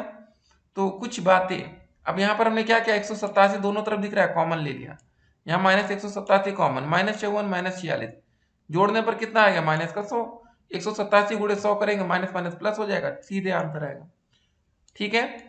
तो उम्मीद करेंगे दोस्तों आप लोग थोड़ा स्मार्ट वे यूज करेंगे। अब ये देखिए यहाँ पर जरा, 18,764 गुणे 99, माइनस का 2 से लिखा है ब्रैकेट के बाद, तो माइनस माइनस क्या हो जाएगा, प्लस हो जाएगा। अब ये वाला जो माइनस, इंपॉर्टेंट माइनस ये है, ठीक है, ये कुछ मल्टीप्लाई में नहीं था, ये ध्यान रखना, ये गलती आप लोग कर देंगे। अगर ये वाला माइनस ना दिया क्या होता तो सबको मल्टीप्लाई में मान लेते एक बार, लेकिन ये माइनस की वजह से ये माइनस माइनस अंदर प्लस होता है। आप देखिए यहाँ पर इसका दोनों का मल्टीप्लाई, ठीक है, लेकिन एक बात और फिर ध्यान दीजिए, दिमाग, 18,764 यहाँ पर भी वही है, कॉमन कर लिए, 99 में एक जोड़ेंगे 100 हो जाएगा, अब सीधे गुणा कर देंगे, ये हो जाएगा। तो हमेशा शॉर्टकट करने का तरीका सीखना है आपको। अगला प्रश्न आता है, वह बड़ी से बड़ी संख्या आपको ज्ञात करनी है जिसमें 49, 59 और 109 से भाग देने पर क्रमशः 1, 3 और 5 शेष बचना चाहिए, ठीक है। तो कैसे करेंगे बताइए। तो पहले आप लोग देखिए अपना दिमाग भी लगाएंगे, हम तो आपको हर एक क्वेश्चन का आंसर बता देंगे, ठीक है। तो कोशिश करिए आप लोग भी, नहीं होगा उसके बाद हम आपके लिए हमेशा बैठे। अब देखिए दोस्तों, कभी भी ऐसा क्वेश्चन दिख जाए कि भैया इतना इतना शेष है, तो जो भी संख्या सीरियल से दी गई, जैसे 49 में हम क्या करेंगे, 49 में 1 घटाएंगे, 59 में कितना घटाएंगे, 3 घटाएंगे, 109 में कितना घटाएंगे, 5 घटाएंगे, घटाइए, यहाँ पर 48 आ गया, यहाँ पर आ गया 56, यहाँ पर आ गया 104, इतना हमें प्राप्त हो गया है। उसके बाद दोस्तों क्या करेंगे बताइए, उसके बाद दोस्तों हम इसका क्या निकाल देंगे, मासा, क्योंकि हमें बड़ी से बड़ी संख्या बतानी है ना, तो इसका हमें मासा निकालना पड़ेगा। बहुत से तरीका है मासा निकालने का। एक तो सिंपल सा तरीका ये, 48 से 56 में भाग करिए, कितनी बार जा रहा, एक बार जा रहा, कितना आ रहा, घटाने पर घटाइए दोस्तों, यहाँ 8 आ जाएगा, ठीक है, यहाँ पर 48 कर दीजिए, 8 6 48 कट गया, ये मासा 8 आ रहा। अब इसी 8 से भाग कर दीजिए 104 में। 8 एकम 8, 2 4, 8 त्रिक 24। जिसका दोस्तों जो महत्तम समापवर्तक आ जाएगा म स कितना आ गया 8 आ गया। दूसरा तरीका था, आप सबका फैक्टर निकाल दीजिए। 48 का गुणनखंड करिए 56 104। सब में देख लीजिए कॉमन क्या बन रहा है, सबसे बड़ा संख्या मासा, वही आंसर होगा। ठीक है, हमें मासा ही निकालना था, सिंपल सी बात है। अब चलिए अगले प्रश्न की तरफ हम आगे बढ़ेंगे। ल स निकालना है 16, 44 और 64 का। 16, 44 और 64 का कैसे निकालते हैं बताइए। पहले भाग के लिए 2 से 2 अट्ठे 16, 22 बार जाएगा ये 32 बार जाएगा, 2 से भाग करेंगे। फिर 2 चौक के 8, 1 1 16 बार जाएगा। फिर 2 से 2 से भाग करेंगे, 2 दूनी 4, 1 1 2 अट्ठे 16, 2 से भाग करेंगे, 2 एकम 2 11, 2 चौक के 8, फिर 1 1 1 आ जाएगा, 2 दूनी 4, फिर 2 से भाग करेंगे। ठीक है, यहाँ पर 11 था ना, और लास्ट में 11 से भाग करेंगे, सब खत्म। 1 1 1 2 कितनी बार आ रहा है 3, ये हो गया 3 2 3 3 6, तो 1 2 3 4 5 6 गुणे 11। ठीक है, ऐसे दोस्तों हमारा आंसर आएगा। गुणा करने पर आ जाएगा हमारा 704। तो देखिए आप लोग को हार नहीं मानना है। जो बच्चे नए हैं देखिए बिल्कुल स्टेप बाय स्टेप हम प्रोसेस बता रहे हैं। अब अगले प्रश्न में बढ़ जाए हम लोग। अगला क्वेश्चन क्या है, वह छोटी से छोटी संख्या बताइए जो 20, 25, 30 और 40 से पूर्णतः विभाज्य होनी चाहिए। क्या करेंगे, ऐसा क्वेश्चन देखते ही छोटी सी छोटी संख्या जहां दिख जाए क्या निकाल देते हैं, एलसीएम। बड़ी से बड़ी संख्या के लिए एचसीएफ मतलब मासा, छोटी संख्या में लसा। 20, 25, 30, 40, इसका हम क्या निकालेंगे लसा। 2 से भाग करिए, 2 दामा 20, 25, फिर 15 बार जाएगा, 20 बार। ठीक है, फिर 2 से भाग करेंगे, 2 पंजे 10, यहाँ 25, यहाँ 15, फिर 2 दामा 20। तो देखिए बिल्कुल हम स्टेप बाय स्टेप दोस्तों आपको इसीलिए बताते हैं कि आपसे कभी गलती ना हो। 2 पंजे 10, अब किससे भाग जाएगा बताइए। 5 25 15 दिख रहा है ना, तो 3 से भाग करिए, 5 25 3 5 15, ये 5। अब 5 से भाग कर देंगे, 1 आ जाएगा, 50 25 1 1। फिर दोस्तों 5 से एक बार और कर देंगे, 1 1 1 1। 2 कितनी बार आ रहा, 3 बार आ रहा, 3 एक बार, 2 गुणे 2 गुणे 2 गुणे 3 गुणे 5 गुणे 5। ठीक है, तो ये तरीका हो गया दोस्तों लसा निकालने का। तो 2 3 बार है, 3 एक बार है, 5 2 बार है, तो गुणा करने पर सब कुछ आ जाएगा 600। ठीक है, अब चलते हैं अगले प्रश्न की तरफ। देखिए आप लोग को आसानी से हम हर एक क्वेश्चन करके दिखा रहे हैं। अगर यही आप लोग भी प्रैक्टिस करेंगे, ठीक है, ऐसा ना हो कि कल हम आपके साथ ना हो भैया पेपर में, तब आप लोग गलती कर जाए। छोटी से छोटी संख्या बताइए क्या होगा, क्या निकालना होगा हमें, लसा। छोटी से छोटी संख्या बताइए जिसमें इसमें भाग देने पर प्रत्येक दशा में 3 शेष बचे। पहले इसका लसा निकाल के उसमें क्या कर देंगे, जो भी लसा आएगा उसमें हम 3 जोड़ देंगे, प्लस कर देंगे। ठीक है, तो हमारा आंसर आ जाएगा। चलिए करके देखते हैं।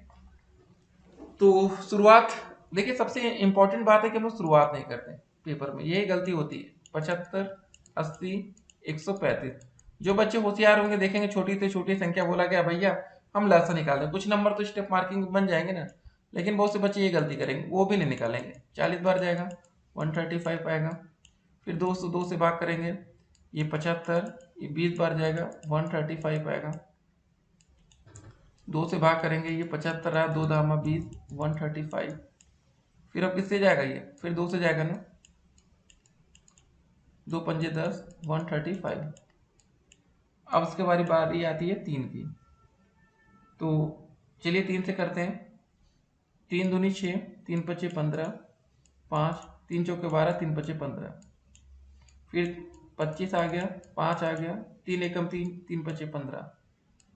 फिर दोस्तों 3 से एक बार और जाएगा, ये 25 रहेगा, 5 रहेगा, 3 पचे 15। अब 5 से ले जाते हैं जरा, 50 हम 25, 1 1। फिर 5 से ले जाते हैं, 1 1 1। 2 से कितनी बार आ रहा है, 1 2 3 4 बार 2 आ रहा है, 3 बार 3 आ रहा है, 2 बार 5 आ रहा है। ठीक है, 5 गुणे 5।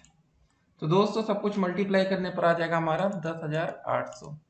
ठीक है, यह डायरेक्ट कर रहे हैं। और हमने बोला था प्रत्येक दशा में 3 शेष बचे, जो भी हमने कहा था लसा आएगा उसमें हम क्या करेंगे, 3 जोड़ देंगे, तो ये हो जाएगा 10,800 3। यही फाइनल आंसर होगा। ठीक है, तो ये क्वेश्चन हो गया। एक बात और आपको बताना चाहेंगे, तो ये हम लोग लसा निकालते हैं ना, जो दो दो से करेंगे, यहाँ 4 से भी भाग कर सकते थे। ठीक है, हमें भाज्य गुणनखंड तो यहाँ बताना नहीं है, जितना जल्दी हो सके लसा में निकालना है। तो इसको भी जरा फॉलो करेंगे अभी आने वाले क्वेश्चन में। अगला क्वेश्चन है, निम्नलिखित को आपको परसेंटेज में बदलना। 3/8 कैसे निकालेंगे प्रतिशत में? जो भी दोस्तों लिखा है उसको क्या करेंगे, 100 से मल्टीप्लाई करिए। 4 दूनी 8, 4 दूनी 8, 4 पंजे 20, 25 तिहाई 75/2, 2 से भाग करिए, 2 तिहाई 6, 2 सत्ते 14, 2 पंजे 10, 37.5%। 2/5 लिखा, इसको भी 100 से मल्टीप्लाई कर देंगे। 5 दूनी 10, 0, 20 चौके 40%। ठीक है, अब 2/25 इसको क्या करेंगे, 100 से मल्टीप्लाई करेंगे। 25 चौके 100, 2 चौके 8%। हो गया तीनों क्वेश्चन। कितने कम समय में हो रहा है ये सब भी देखिए आप लोग, कि पेपर में जब आप लोग के सामने आए तो ऐसा ना हो कि आपको ज्यादा समय लगा है।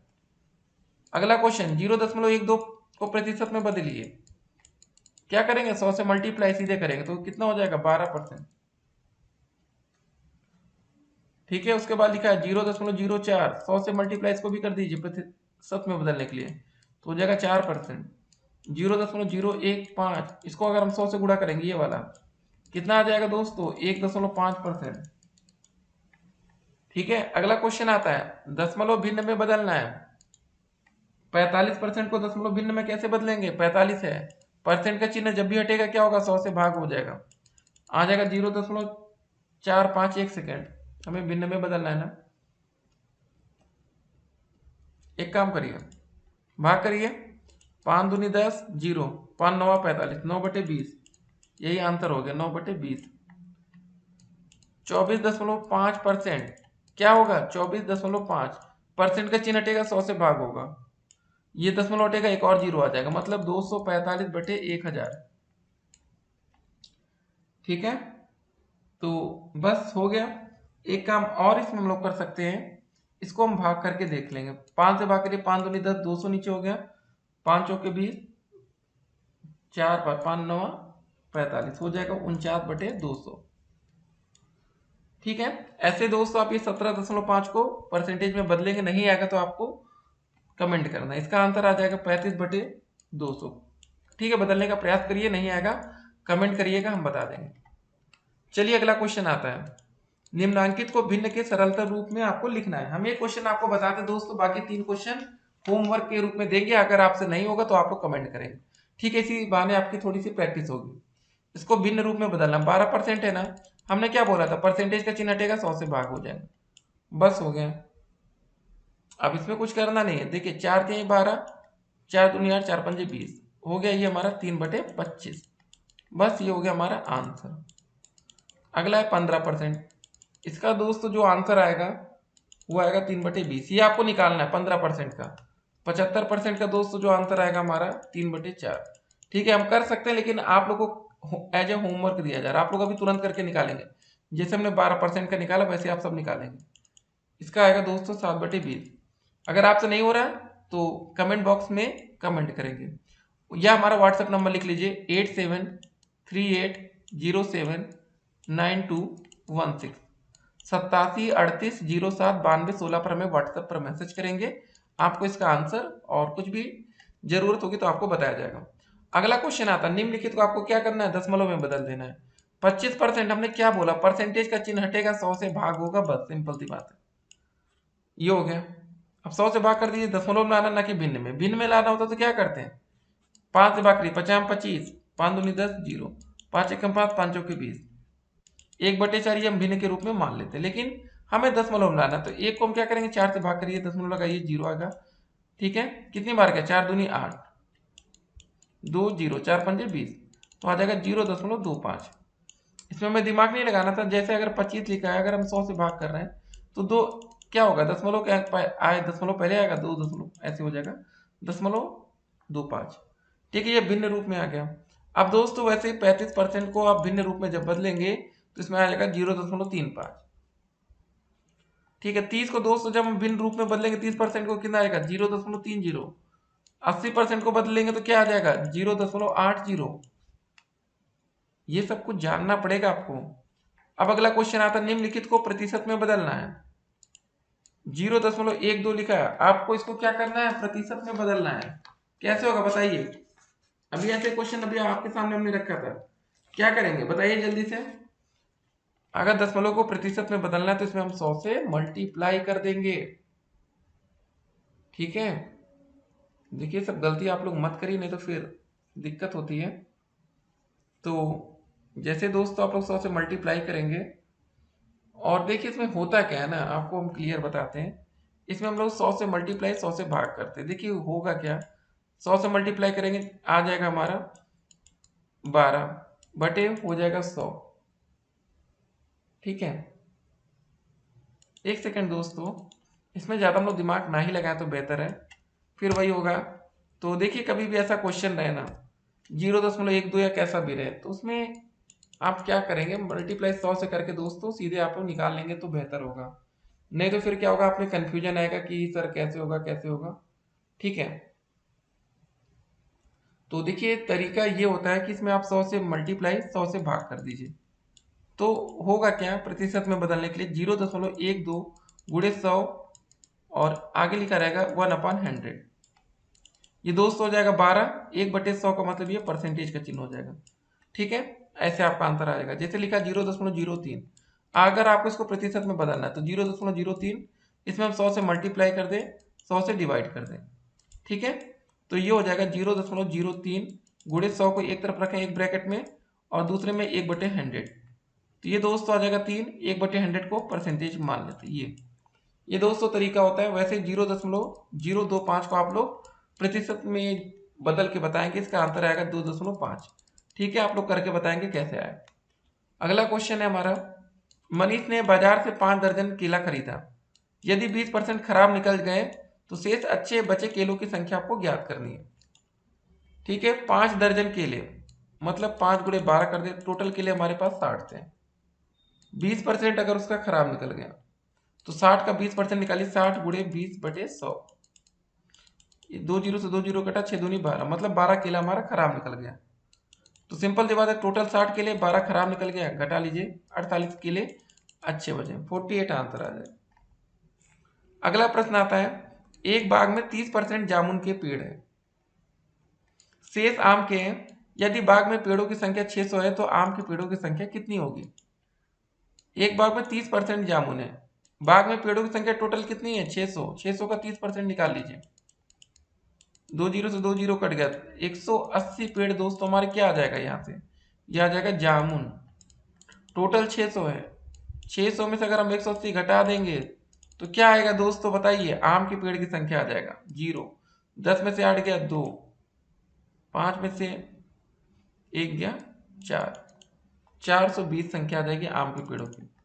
अगला क्वेश्चन आता है हमारा, एक साइकिल 1800 रुपए में बेचने पर 10% की हानि हो रही है, साइकिल का क्रय मूल्य बताइए।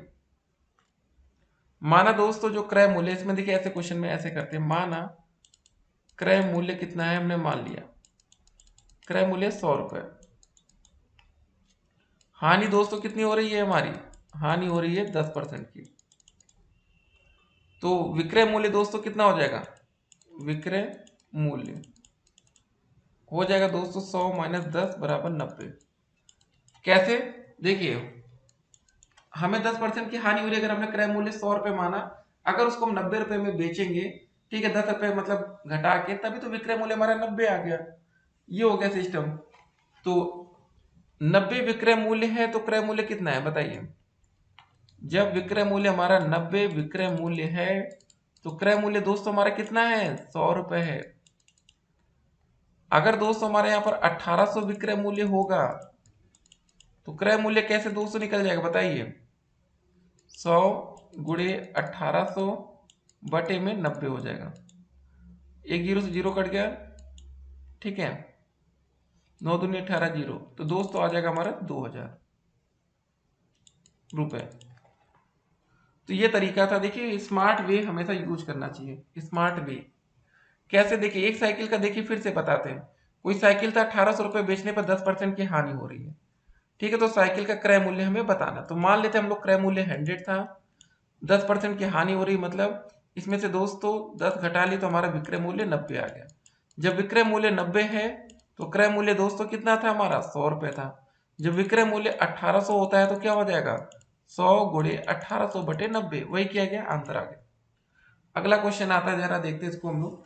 तो दोस्तों अगला क्वेश्चन क्या रहा हमारा कि एक शिविर में 400 सैनिक थे, 40 सैनिक और आ गए, सैनिकों में कितने प्रतिशत की वृद्धि हो गई आपको ये बताना है। तो शिविर में 40 सैनिक आ जाने से जो कुल संख्या बन गई अब ना, वो हो गई 400, इसमें 40 और आ गए तो कितनी होगी कुल संख्या 440।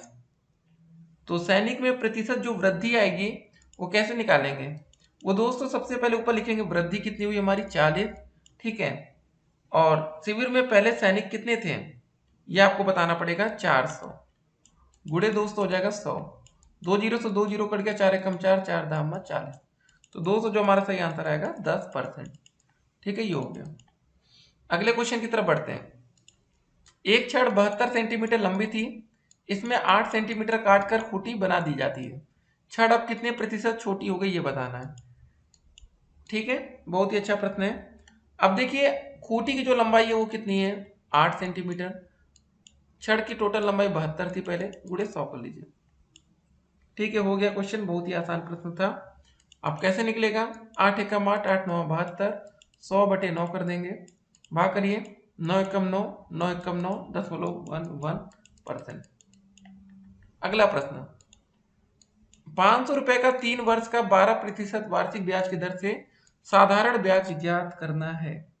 साधारण ब्याज का जो फार्मूला होता है साधारण ब्याज, ठीक है, बराबर दोस्तों हमारा होता है मूलधन गुणे दर गुणे समय, ठीक है, बटे में 100। मूलधन हमारा कितना हो गया यहाँ पर 500, दर कितना है दोस्तों 12%, समय कितना है 3 बटे में 100, 2 जीरो से 2 जीरो कट गया, 12 पंजे 60, 60 गुणे 3 हो गया 180, हो गया आंसर। कितना आसान क्वेश्चन था। अगले प्रश्न की तरफ बढ़ते हैं। एक दुकान में 1200 रुपए का कंबल 20% छूट देकर बेचा गया, ज्ञात कीजिए कि कंबल कितने रुपए में बेचा गया। 1200 रुपए का कंबल 20% का छूट निकाल दीजिए दोस्तों गुणे 20, ठीक है, बटे में हो जाएगा 100, 2 जीरो से 2 जीरो कट गया, 12 दूनी 24, 240, ठीक है, इतना छूट दिया गया। अब कंबल कितने रुपए में बेचा गया ये बताना, तो 1200 रुपए में से 240 घटा लेंगे, जीरो, 10 में से 4 गया 6, 11 में से 2 गया 9, 960 रुपए में, ठीक है, ये आंसर आ जाएगा। तो ऐसे ही क्वेश्चन आपके पेपर में आते तो आपको देखिए तैयार रहना है। अगला प्रश्न देखिए, एक टेप रिकॉर्डर 12% की हानि से 880 रुपए में बेचा गया, तो उसका क्रय मूल्य आपको बताना है, ठीक है। ऐसा ही क्वेश्चन अभी थोड़ी देर पहले हमने देखा था, देखिए ये वाला क्वेश्चन, ये वाला, ठीक है, इसमें भी हमसे क्रय मूल्य ही पूछा गया है। तो कैसे करेंगे, पहले दोस्तों मान लेते हैं इसका जो क्रय मूल्य वो 100 रुपए था, 12% की हानि हो जाती तो हमारा जो विक्रय मूल्य आ जाएगा कितना आ जाएगा 100 माइनस 12 बराबर 88 रुपए। तो अगर 88 रुपए, समझिए दोस्तों 88 रुपए विक्रय मूल्य था तो क्रय मूल्य कितना था 100 रुपए था। अब दोस्तों अगर विक्रय मूल्य हमारा 880 रुपए हो जाता है तो क्या हो जाएगा 880 गुणे दोस्तों 100 बटे में हो जाएगा 88, ये 10 बार जाएगा, 100 गुणे 10 हो जाएगा 1000, ठीक है, ये हमारा आंसर। चलिए अगले प्रश्न की तरफ बढ़ते हैं। एक फर्नीचर विक्रेता ने एक सोफा सेट को 5% लाभ से 4620 रुपए में बेचा, उसका दोस्तों हमें लाभ बताना है, ठीक है। अब इस क्वेश्चन में भी हम क्या करेंगे, सबसे पहले मानेंगे जो हमारा क्रय मूल्य है वो कितना मान लिया हमने 100 रुपए मान लीजिए, ठीक है। जो परसेंटेज लाभ हो रहा है दोस्तों कितना हो रहा है बताइए, यहाँ पर लिखा है ना 5%, ठीक है। विक्रय मूल्य दोस्तों कितना हो जाएगा हमारा अगर क्रय मूल्य इतना था, लाभ 5 है, तो विक्रय मूल्य कितना होगा 100 में 5 जोड़ देंगे तो 105 हो जाएगा। अभी हम लोग क्या कर रहे थे घटा दे रहे थे, अगर यहाँ पर हानि होता है तो 100 में से 5 घटाते, फायदा हो रहा है तो 100 में से 5 जोड़ दे रहे, ठीक है, ये समझना है आपको। अगर दोस्तों विक्रय मूल्य 105 रुपए है तो हमारा क्रय मूल्य कितना है 100 रुपए है। अगर दोस्तों विक्रय मूल्य हमारा 4620 रुपए है तो क्या होगा 4620 गुणे दोस्तों 100 हो जाएगा बटे में 105 ही। अब इसको हम सॉल्व कर लेंगे, हमारा आंसर आएगा 4400, ठीक है। अब हमें दोस्तों उसका लाभ बता रहा था, तो क्या करेंगे 4620 माइनस 4400 कर देंगे, ये लाभ बराबर लिख लेंगे। घटाने पर दोस्तों आएगा हमारा 220 रुपए, यही हमारा फाइनल आंसर होगा। कितना आंसर होगा? 220 रुपए। चलिए अगले प्रश्न की तरफ आगे बढ़ जाते हैं कि एक छात्रावास में 50 छात्रों के लिए 40 दिनों की भोजन की सामग्री है। यदि छात्रावास में 30 छात्र और आ जाते हैं तो भोजन की सामग्री कितने दिनों में समाप्त हो जाएगी? समझिए पहले, 50 छात्रों के लिए दोस्तों कितने दिनों की सामग्री है? 40। अगर दोस्तों छात्रावास में 30 और छात्र आ जाते हैं, ठीक है, 30 और छात्र आते हैं, मतलब समझिए पहले छात्रावास में क्या हो रहा है दोस्तों, हमारे प्लस 30 और छात्र बच्चे आ जाते हैं, तो मतलब अब टोटल बच्चे कितने हो जाएंगे? 80 हो जाएंगे। ये हो गया। इसका दोस्तों ये हो जाएगा, छात्रों की संख्या बढ़ रही है तो दोस्तों यहाँ पर x मान लेते हैं, तो कितने दिन खत्म हो जाएगी, तो इसकी संख्या दोस्तों इधर घटेगी। ठीक है, तो ये हो जाएगा दोस्तों हमारा 80:50 समानुपात दोस्तों हो जाएगा, ये देखिए 80:50 समानुपात हो जाएगा हमारा 40:x। अब दोस्तों क्या होता है इसमें कि अंदर अंदर का गुणा बाहर बाहर गुणा होता है, ठीक है, ये समझिए। तो ये हो जाएगा हमारा 80 इंटू एक्स बराबर 50 गुणे 40, या x का मान आ जाएगा 50 गुणे 40 बटे में 80। एक जीरो से ये जीरो कटा, 8 पंजे 40, 50, ठीक है, कितना दोस्तों बचेगा हमारा? आएगा 5 गुणे 5 25 आ जाएगा, 25 दिन। ठीक है, यहाँ पर हमने बोला था ना कि घट रहा है ये, मतलब देखिए एक तरह से आप ये देखिए डायरेक्शनल ये बढ़ती तरफ हो रहा है, ये एरो इधर आ रहा है, ये बढ़ रहा है, इधर दोस्तों एरो 25 से ये कितना हो रहा है? 40 की तरफ, तो ऊपर बढ़ते हैं वक्र में ना, ये ऐसे। अब अगला क्वेश्चन जरा देखते हैं। देखिए कोई भी क्वेश्चन में डाउट होगा, व्हाट्सएप नंबर हमने आपको दे दिया है। एक कक्षा में 60 विद्यार्थी थे, 60% बच्चे प्रथम, 20% बच्चे द्वितीय तथा शेष तृतीय श्रेणी में उत्तीर्ण होते हैं, मतलब थर्ड डिवीजन। प्रथम, द्वितीय तथा तृतीय श्रेणी में उत्तीर्ण छात्रों की संख्या आपको बतानी है। तो टोटल छात्रों की संख्या दोस्तों कितनी थी? पहले 60 विद्यार्थी थे, तो 260 का हम क्या करेंगे 60% पहले निकाल लीजिए। 2 जीरो से 2 जीरो कट गया, मतलब ये 36 बच्चे क्या है जो दोस्तों फर्स्ट डिवीजन आ रहे हैं, फर्स्ट डिवीजन आ रहे हैं, ठीक है। सेकंड डिवीजन दोस्तों कितने बच्चे आ रहे हैं? 60 विद्यार्थी का 20% निकालें, 60 गुणे 20 बटे 100, 2 जीरो से 2 जीरो कट गया, 12 बच्चे क्या आ रहे हैं? सेकंड डिवीजन आ रहे हैं। अब से दोस्तों क्या हो जाएगा, देखिए टोटल बच्चे 60 हैं और दोनों संख्या फर्स्ट और सेकंड को जरा जोड़ के थर्ड का निकाल लेंगे, 36 और 12 जोड़ेंगे, 36 प्लस 12, ये दोस्तों यहाँ से हम थर्ड डिवीजन बच्चों की संख्या निकाल लें, तो हो जाएगा 60 माइनस का 36, 12 जोड़ेंगे तो कितना हो जाएगा? 48। ठीक है, घटा लीजिए दोस्तों, घटाने पर भी यहाँ 12 आ जाएगा। ठीक है, तो तृतीय श्रेणी में जो उत्तीर्ण छात्र होंगे उनकी संख्या कितनी हो जाएगी? 12। ठीक है, ये हमें बताना था, मतलब फर्स्ट, सेकंड और थर्ड डिवीजन में उत्तीर्ण छात्रों की संख्या 36, 12 और 12। चलिए अगले प्रश्न में हम लोग आ चुके हैं।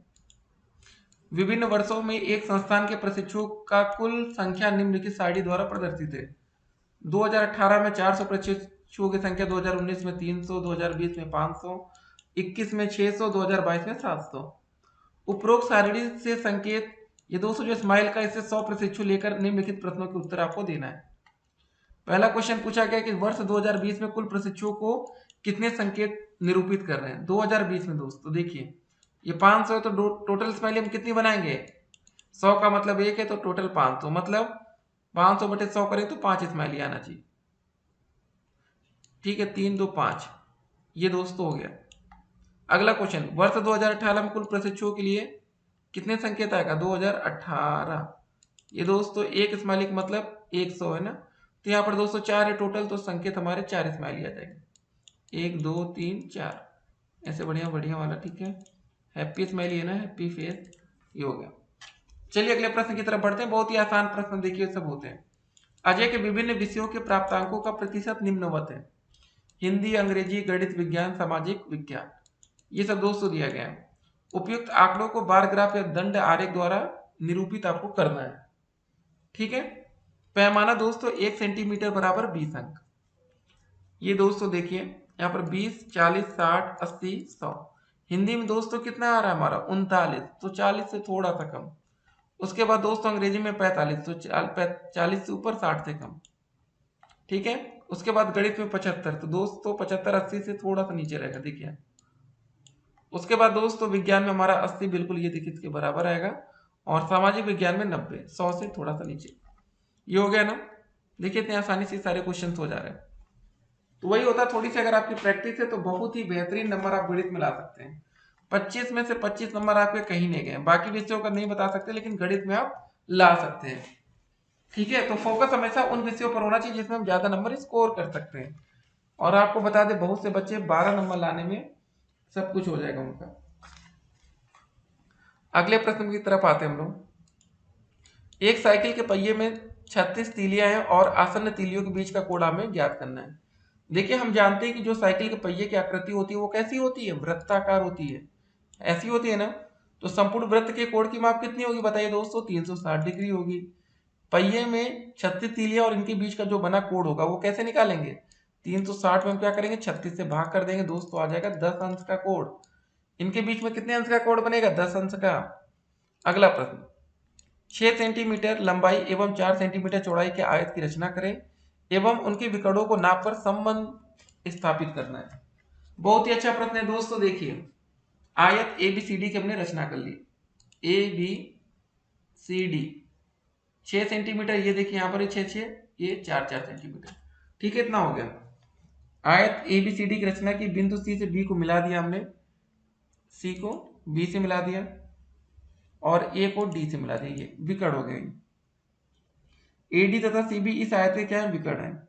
पाइथागोरस प्रमेय के अनुसार दोस्तों क्या हो जाएगा बताइए, सी डी स्क्वायर बराबर होगा, देखिए सी डी स्क्वायर प्लस का दोस्तों हमारा ये देखिए ये C D square B D square बराबर दोस्तों हो जाएगा हमारा बी सी का स्क्वायर। ये दोस्तों एक तरह से ये त्रिभुज हो गया ना, ये हमारा कर्ण का काम करेगा, ये कर्ण हो गया। ये दोस्तों हमारा लंब हो जाएगा, ये हो जाएगा हमारा आधार। आपको पता है ना कि कर्ण का स्क्वायर बराबर लंब का स्क्वायर प्लस आधार का स्क्वायर, वही चीजें यहाँ पर लिखी गई है। तो यहाँ दोस्त हो जाएगा 6 का स्क्वायर, सी डी देखिए 6 है ना इसकी, बी डी का 4 का स्क्वायर बराबर बी सी का स्क्वायर। तो क्या हो जाएगा दोस्तों बताइए, 6 का स्क्वायर 36, 4 का स्क्वायर 24 बराबर बी सी स्क्वायर। 36 और 24 जोड़ लेंगे दोस्तों, हो जाएगा हमारा 52 बराबर बी सी स्क्वायर। ठीक है, तो यहाँ से दोस्तों या तो बी सी बराबर क्या लिख सकते हैं, √52, या इसका मान हम निकालेंगे तो 7.21 सेंटीमीटर लगभग आएगा अप्रोक्सीमेटली। इसी तरह दोस्तों विकर्ण एडी की गणना की जा सकती है। ठीक है, जो ए और डी, ये वाले ए डी विकर्ण की। तो आपको दोस्तों बताना चाहेंगे, अगर एडी का भी हम मान निकालें तो ये देखिए लंब 4 हो जाएगा, आधार 6 रहेगा। और करने पर दोस्तों आपको बता दें, जो हमारा बी सी बराबर होगा, ठीक है, वो दोस्तों हमारा एडी के बराबर आएगा। ठीक है, विकर्ण दोस्तों दोनों बराबर होंगे। इससे यह सिद्ध होता है कि आयत के दोनों विकर्णों की नाप क्या होती है, बराबर होती है। कभी आयत की बात आएगी तो उसके दोनों विकर्ण की नाप बराबर आएगी। ठीक है, एक चीज हमने यहाँ प्रूव कर लिया। चलिए आगे अगले क्वेश्चन में बढ़ते हैं। अगला प्रश्न है कि 6 सेंटीमीटर लंबे 4 सेंटीमीटर चौड़े आयत का परिमाप ज्ञात करिए। आयत का परिमाप का जो फार्मूला होता है याद रखिएगा, 2 ब्रैकेट में लंबाई प्लस का चौड़ाई। 2 हो जाएगा दोस्तों, लंबाई कितनी दी गई है 6, चौड़ाई 4 है, 6 4 10 गुणे 2 हो जाएगा 20 सेंटीमीटर। अगला प्रश्न देखिए, एक आयताकार गत्ते का क्षेत्रफल 117 वर्ग सेंटीमीटर है। इसकी लंबाई दोस्तों अगर 13 सेंटीमीटर है तो गत्ते की चौड़ाई आपको बतानी है। देखिए, आयत का जो क्षेत्रफल का फार्मूला होता है वो क्या होता है, लंबाई गुणे चौड़ाई। ठीक है, आयत का क्षेत्रफल का फार्मूला लंबाई गुणे चौड़ाई होता है। ठीक है, तो क्षेत्रफल दोस्तों दिया गया 117, लंबाई दिया गया 13, चौड़ाई को हम क्या मान लेते हैं, बी मान लेते हैं। तो बी बराबर हो जाएगा 117/13, 13 9 117, 9 आ गया ना। तो जो हमारा चौड़ाई बी बराबर आ जाएगा 9 सेंटीमीटर। हो गया। अगले प्रश्न में बढ़ते हैं। 5 सेंटीमीटर भुजा के वर्ग का परिमाप, जो वर्ग का परिमाप का फार्मूला होता है वो होता है 4 गुणे भुजा। तो दोस्तों 4 गुणे 5 हो जाएगा बराबर 5 होकर 20 सेंटीमीटर। फिर अगला क्वेश्चन आता है, दी गई ए बी सी डी ई ए आकृति का परिमाप 14.28 सेंटीमीटर है। जिसमें ए बी का मान दोस्तों दिया गया है, बी सी का दिया गया है, डी ई का दिया गया है, ई ए का दिया गया है। वक्र सी डी की माप हमें ज्ञात करनी है, सी और डी। ठीक है, अब देखिए दोस्तों इस क्वेश्चन में हमारा भैया कहीं पर ये जो सी डी है ना वो लिखा तो है नहीं ये, लेकिन ये एक वक्र है। ठीक है, तो एक बात आपको बता दें, इस क्वेश्चन में जो सबसे इंपॉर्टेंट बात है, हमें आकृति का परिमाप दिया गया। परिमाप का मतलब होता है इन सभी का जोड़। जैसे हमारा वर्ग होता है ना, वर्ग का जो परिमाप होता है 4 गुणे भुजा होता है। आपने पता है वर्ग का परिमाप क्या होता है, वर्ग का ये होता है। तो इस परिमाप इसका दिया गया मतलब जो 14.28 दिया गया है, इसका मतलब है इन सभी का जोड़ दिया गया। मतलब दोस्तों ए बी मतलब 3.5 जोड़ दीजिए, बी सी 3.8 जोड़ दीजिए, जो ये दिया गया है। ठीक है, इसको 2.3 जोड़ देंगे, फिर उसके बाद 2.05 जोड़ देंगे, प्लस 2 से यहाँ से हमारा सी डी का मान आ जाएगा, या डी सी आप लिख सकते हैं। टोटल दोस्त यहाँ से हमारा जो सी डी का मान आएगा, सिंपल से क्या करेंगे 14.28, ये सब जोड़ने पर हमारा आ जाएगा 11.65। इसको घटा लेंगे तो यहाँ से हमारा जो सी डी का मान आ जाएगा 2.63। कितना आसान तरीका है, बस दिमाग लगाना है बस। ठीक है, अगले क्वेश्चन में चलते हैं। किसी बहुभुज की समस्त भुजाएं समान है, उसे समबहुभुज कहते हैं। एक समषष्ठभुज की एक भुजा की माप दी गई है 2.32। समषष्ठभुज का परिमाप क्या होगा आपको ये बताना है। समषष्ठभुज वर्ग रहता है तो 4 गुणे भुजा, समषष्ठभुज है तो 6 गुणे भुजा कर देंगे। 6 गुणे एक भुजा की माप, तो 206 गुणे हो जाएगा 2.32। यहाँ पर दिया गया ना एक भुजा की माप, तो इसका जो मल्टीप्लाई करने पर आएगा 13.92 सेंटीमीटर। चलिए अगले प्रश्न में बढ़ते हैं। रमेश के बगीचे में विभिन्न प्रकार के फूलों के पौधे लगाए गए। नीचे दी गई सारणी में इन पौधों की संख्या दी गई है, इन्हें पिक्टोग्राफ के द्वारा आपको प्रदर्शित करना है। गुलाब, गेंदा, जूही, डहेलिया, रजनीगंधा, ये दोस्तों सब कुछ दिया गया है। अब इसमें हम एक काम करते हैं, संकेत बराबर दोस्त हो जाएगा हमारा 5 फूल। ठीक है, हम संकेत मान लेते हैं। देखिए हमें भाई ग्राफ बनाना तो हम एक संकेत मान लेते हैं। अब जैसे देखिए संकेत हमने मानने से हमको फायदा क्या होगा, फायदा क्या होगा बताइए आप लोग। हमें इसे पिक्टोग्राफ के द्वारा प्रदर्शित करना। जैसे अब हम गुलाब बना रहे हैं, यहाँ पर देखिए गुलाब, तो इसमें हम क्या करेंगे 5 तो 1 2 3 5 संकेत माने, तो मतलब हम क्या किए 30 में 5 से भाग कर दिए, तो 5 छंगा 30। तो यहाँ पर दोस्तों हमने 6 फिगर बना लिए, 1 2 3 4 5 6। अब 25 में हम क्या करेंगे 5 से भाग करेंगे तो 25/5 करेंगे तो 5 आ जाएगा। अब यहाँ पर दोस्तों गेंदा का 1 2 3 4 5। उसके बाद 210 है, 10 में से 5 से भाग करेंगे 2 आएगा, ये दो जूही हो गया। 15 में 5 से भाग करेंगे 3, तो ये फिगर आएगा। उसके बाद दोस्तों रजनीगंधा 45, 45/5 करेंगे क्या हो जाएगा 5 9 45, यहाँ 9 तो फिगर 1 2 3 4 5 6 7 8 9। अब अगला क्वेश्चन आता है कि वृत्त, व्यास, त्रिज्या, परिधि, जीवा को आपको स्पष्ट करना है, इसकी परिभाषा आपको देनी है। वृत्त क्या होता है, यदि प्रकार में एक पेंसिल लगाकर प्रकार की नोक किसी निश्चित बिंदु पर रखकर घुमाए तो वृत्त की रचना होती है। व्यास क्या होता है, वृत्त पर स्थित किन्हीं दो बिंदुओं को मिलाने वाली ऐसी सरल रेखा जो वृत्त के केंद्र से होकर जाती है, व्यास कहलाती है। एक ही वृत्त के सभी व्यास लंबाई में समान होते हैं। त्रिज्या, वृत्त के केंद्र से परिधि तक की दूरी त्रिज्या कहलाती है। किसी वृत्त के व्यास की लंबाई त्रिज्या की 2 गुनी होती है, अर्थात व्यास का जो फार्मूला होता है 2 गुणे त्रिज्या होता है। परिधि क्या होता है, वृत्ताकार घेरे के परिमाप को उस वृत्त की परिधि कहते हैं। जीवा क्या होता है, वृत्त के किन्हीं दो बिंदुओं को मिलाने वाले रेखाखंड को वृत्त की जीवा कहते हैं। वृत्त के केंद्र से जाने वाली जीवा वृत्त की व्यास होती है। 7.2 सेंटीमीटर व्यास का एक वृत्त खींचिए तथा इसकी त्रिज्या भी ज्ञात करना है। एक दोस्तों हमने यहाँ पर देखिए वृत्त, देखिए 7.2 सेंटीमीटर व्यास का एक वृत्त खींचा। अगर दोस्तों हमारा व्यास बराबर कितना है 7.2 सेंटीमीटर, तो व्यास बराबर क्या होता है फार्मूला, व्यास बराबर होता है 2 गुणे त्रिज्या। ठीक है, हमें दोस्तों व्यास का मान दिया गया 7.2 बराबर 2 गुणे आर कर दीजिए, त्रिज्या को रेडियस आर से व्यक्त करते हैं, तो ये आर बराबर हो जाएगा 7.2/2 हो जाएगा, या आर का मान आ जाएगा 3.6 आ जाएगा सेंटीमीटर। ठीक है, ये हो गया। अगले प्रश्न में बढ़ते हैं हम लोग। पार्श्व चित्र में आयत की भुजाएं दी गई हैं, आयत का परिमाप ज्ञात करिए। आयत का परिमाप का फार्मूला हमने आपको बता रखा है, क्या होता है बताइए। आयत का परिमाप का फार्मूला होता है 2 लंबाई प्लस में चौड़ाई, तो ये हो जाएगा 2। ठीक है, लंबाई दोस्तों हमारी मान लेते हैं ये 9 है, चौड़ाई 3 हो गई, 9 3 12, 12 गुणे 2 हो जाएगा 24 सेंटीमीटर। एक बात याद रखिए दोस्तों, ये भी 3 हो जाएगा, ये भी 9 हो जाएगा। आप क्या करिए, 9 9 18, 3 21, 3 24, सिंपल तो इसको जोड़ भी सकते हैं, डायरेक्ट कर सकते हैं। ठीक है, तो देखिए हर एक क्वेश्चन इंपॉर्टेंट है पेपर की दृष्टि से। ये मत सोचिएगा कि ये वाला क्वेश्चन आएगा वो नहीं आएगा, ऐसे वैसे। तो हर एक प्रश्न की आपकी तैयारी होनी चाहिए।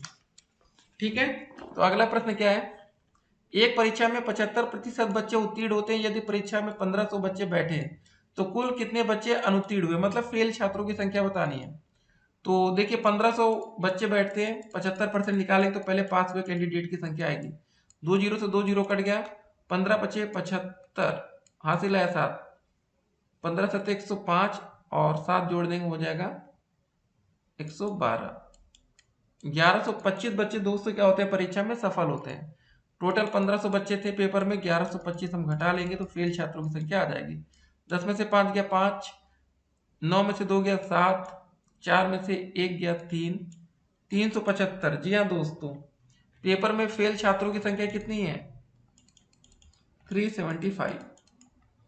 अगला क्वेश्चन दोस्तों देखिए, -5 का -45 भाग का चिन्ह माइनस का 15, ठीक है, फिर माइनस का 3 गुणे 5।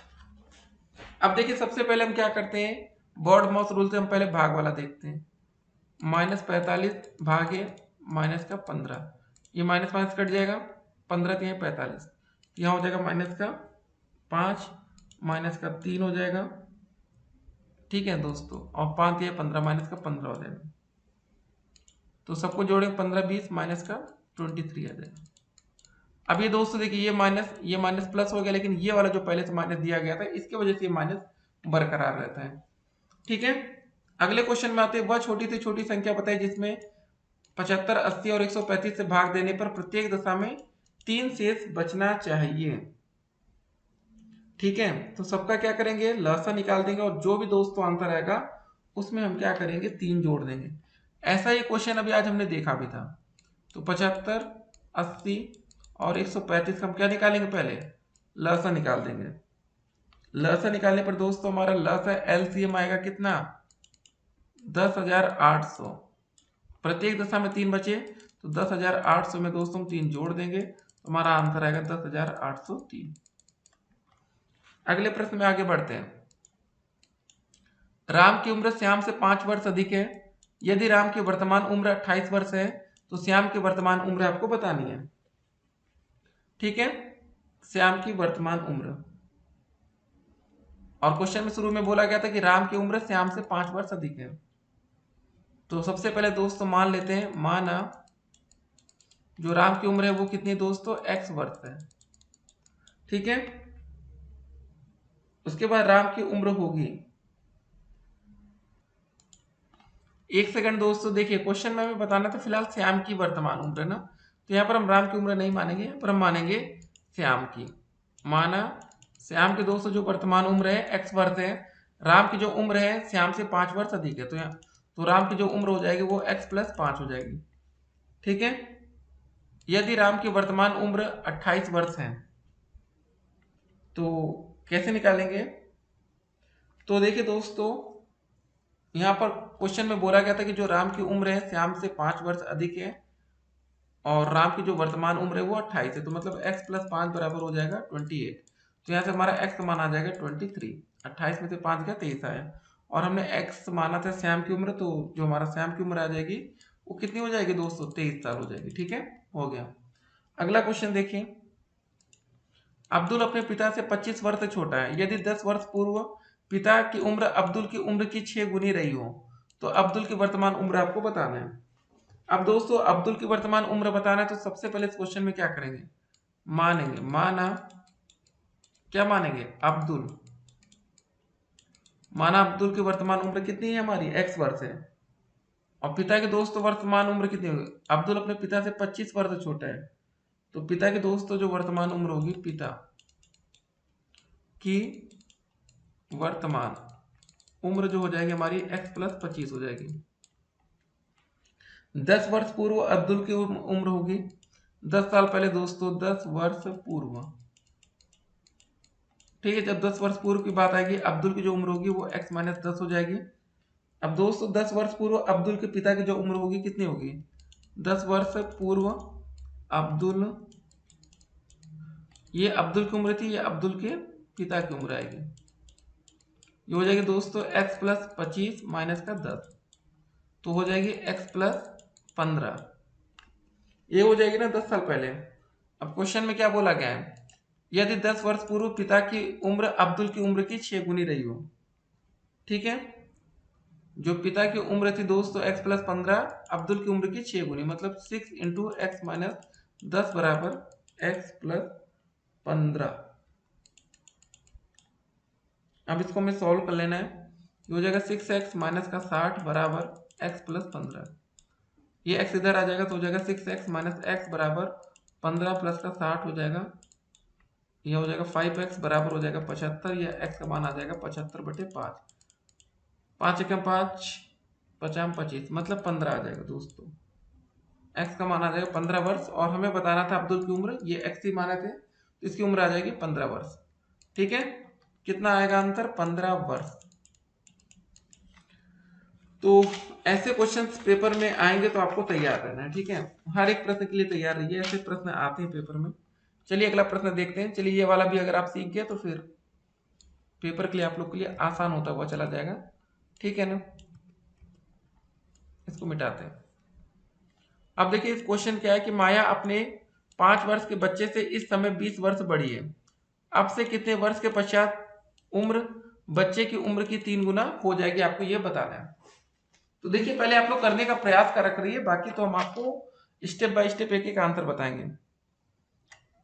अब देखिए माया अपने 5 वर्ष के बच्चे से, तो जो बच्चे की वर्तमान उम्र है बताइए कितनी है? पहले बच्चे की वर्तमान जो उम्र आ रही दोस्तों वो कितनी है? 5 वर्ष है, ठीक है। माया की वर्तमान उम्र कितनी हो जाएगी दोस्तों? इस समय वो 20 वर्ष बड़ी है, तो माया की जो वर्तमान उम्र आएगी वो हो जाएगी 5 प्लस 20, 25 वर्ष हो जाएगी। माना x वर्ष के पश्चात माया की उम्र बच्चे की उम्र की 3 गुनी हो जाएगी, क्योंकि यहाँ पर पूछा गया दोस्तों कितने वर्ष के पश्चात, ये हमें नहीं पता, तो हमने मान लिया माना x साल के पश्चात या x वर्ष के पश्चात जो माया की उम्र है बच्चे की उम्र की 3 गुनी हो जाएगी, ठीक है। ये हमें नहीं पता है, x साल के बाद हमने मान रहे हैं। x वर्ष के पश्चात बच्चे की जो आयु होगी कितनी हो जाएगी? x वर्ष के पश्चात बच्चे की आयु 5 प्लस एक्स हो जाएगी, ठीक है। और x वर्ष के पश्चात जो माया की उम्र होगी वो कितनी हो जाएगी? 25 प्लस एक्स हो जाएगी, हमने 25 माना था माया की उम्र, ठीक है। तो प्रश्नानुसार जो माया की उम्र बच्चे की उम्र की 3 गुनी, तो मतलब 3 टाइम्स 5 प्लस एक्स बराबर हो जाएगा 25 प्लस एक्स, तो 3 पचे 15 प्लस 3x बराबर हो जाएगा 25 प्लस एक्स। एक्स को इधर लाएंगे तो हो जाएगा 3x माइनस का x बराबर 25 माइनस 15, ये हो जाएगा 2x बराबर हो जाएगा, एक सेकंड, 25 में से 15 गया 10, x का मान आ जाएगा 10/2, यहाँ से x का मान हमारा आ जाएगा 5। तो फाइनल आंसर आएगा 5 वर्ष के पश्चात दोस्तों, हमने x माना था ना वर्ष, 5 साल के पश्चात माया की उम्र अपने बच्चे की उम्र की कितनी होगी? 3 गुनी होगी, ठीक है। आंसर कितना आएगा? 5 वर्ष। अगला क्वेश्चन दोस्तों देखते हैं अब हम लोग। प्रश्न क्या रहा है कि किसी संख्या में 5 जोड़ने पर 15 प्राप्त होता है, संख्या बताना है। मान लेते दोस्तों कोई संख्या x है जिसमें हम 5 जोड़ देते हैं तो कितना मिलता है? 15 मिलता है। तो x बराबर दोस्तों हो जाएगा 15 माइनस 5, घटाने पर आएगा 10। तो संख्या का मान दोस्तों में बताना था, 10 आंसर हो जाएगा, ठीक है। अगला क्वेश्चन फिर, y मीटर लंबे फीते को 7 बराबर भागों में बांटा गया है, यदि प्रत्येक भाग की लंबाई 3 मीटर हो तो y का मान ज्ञात कीजिए। ठीक, जो y मीटर लंबा फीता था दोस्तों, इसको हम क्या कर रहे हैं? 7 बराबर भागों में बांट रहे हैं, और प्रत्येक भाग की लंबाई 3 आ रही है, तो हमें y का मान बताना, तो y बराबर हो जाएगा 7 गुणे 3 बराबर हो जाएगा 21, ठीक है, हो गया। फिर अगला क्वेश्चन आता है, एक गांव में प्रत्येक संयुक्त परिवार 2x वृक्ष लगाते हैं, यदि गांव में कुल संयुक्त परिवारों की संख्या 30x है तो उस गांव में कुल कितने वृक्ष लगाए गए? एक संयुक्त परिवार द्वारा लगाए गए वृक्षों की संख्या कितनी है? 2x है। कुल संयुक्त परिवारों की जो संख्या दोस्तों यहाँ पर दी गई है वो कितनी है? 30x है।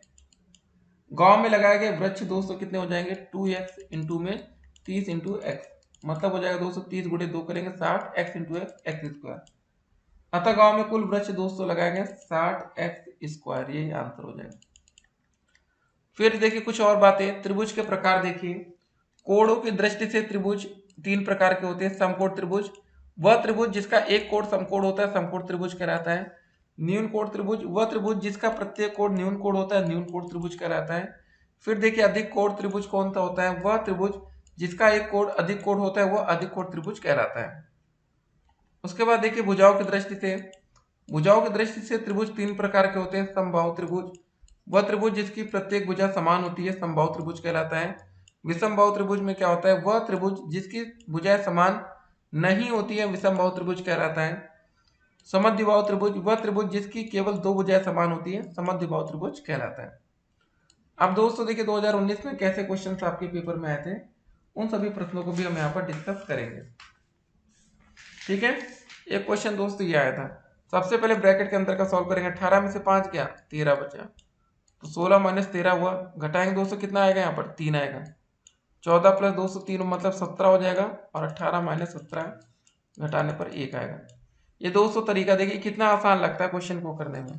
कैसे किया फिर से आपको बताते हैं। देखिए सबसे पहले ब्रैकेट के सबसे अंदर ये देखिए छोटा, यहाँ घटेगा 13 बचेगा, यहाँ 16 लिखा, जैसे लिखा जैसे वैसे वैसे उतार दीजिए।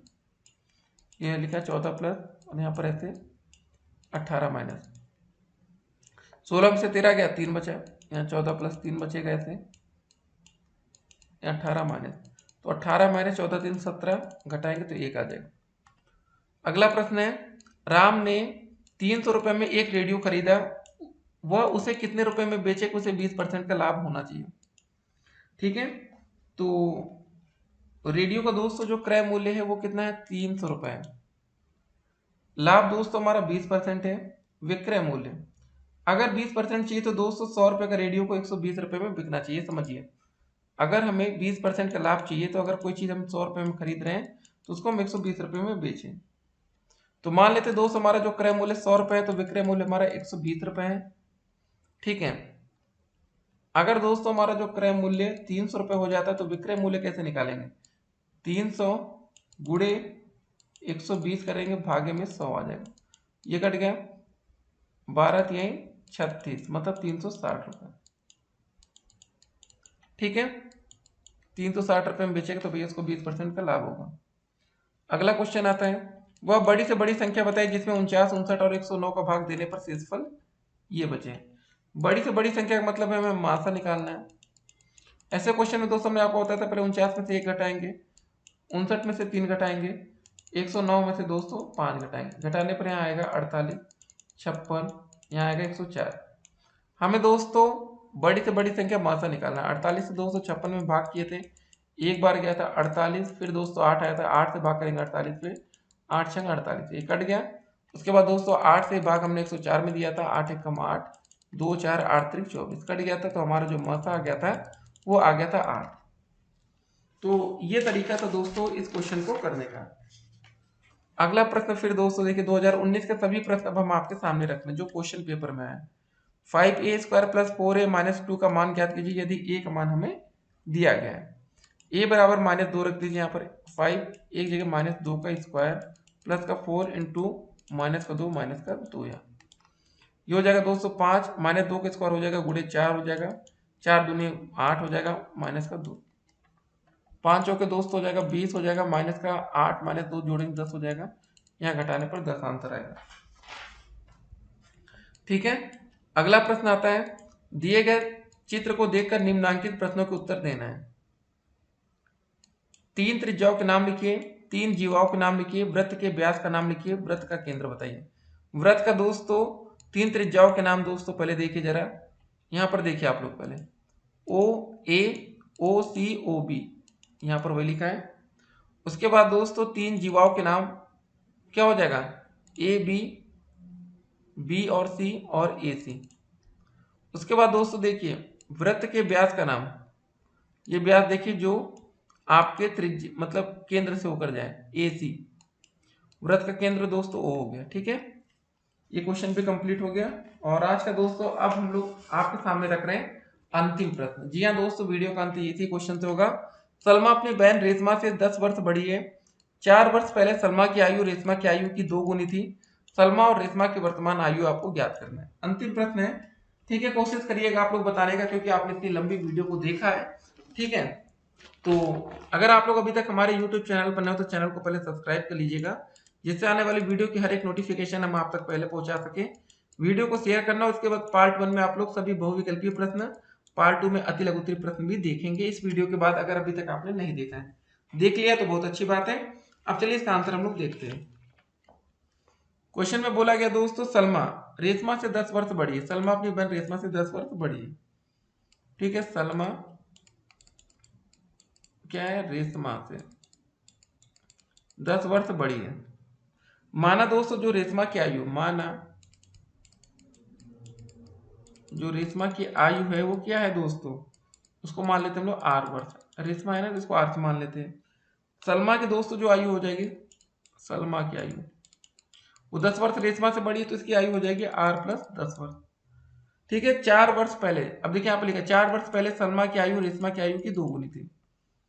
अब दोस्तों बारी आती है यहाँ पर 4 वर्ष पहले की कंडीशन देखी जाएगी।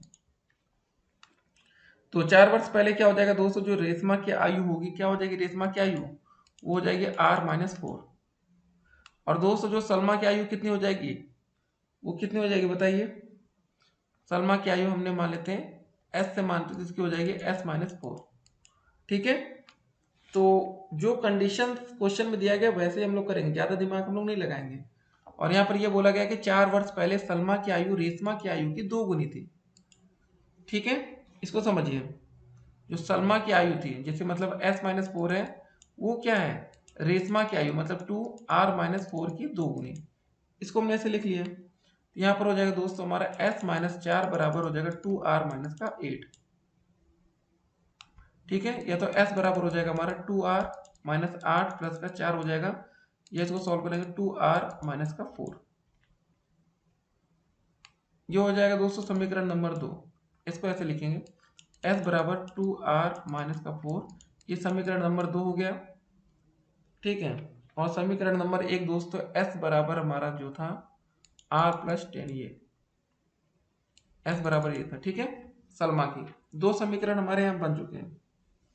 तो एक काम करते हैं, S का मान दोस्तों हमने यहाँ पर निकाला था R+10, यहाँ पर रख देते हैं S का मान R+10 बराबर हो जाएगा 2R-4। इसको सॉल्व करते हैं, ये 4 को इधर ले आएंगे तो हो जाएगा 10 प्लस का 4 बराबर 2R है, ये R इधर आएगा तो माइनस में R हो जाएगा, 214 बराबर R का मान, ठीक है। तो यहाँ से दोस्तों हमारा जो रेशमा की उम्र आ रही है 14 वर्ष।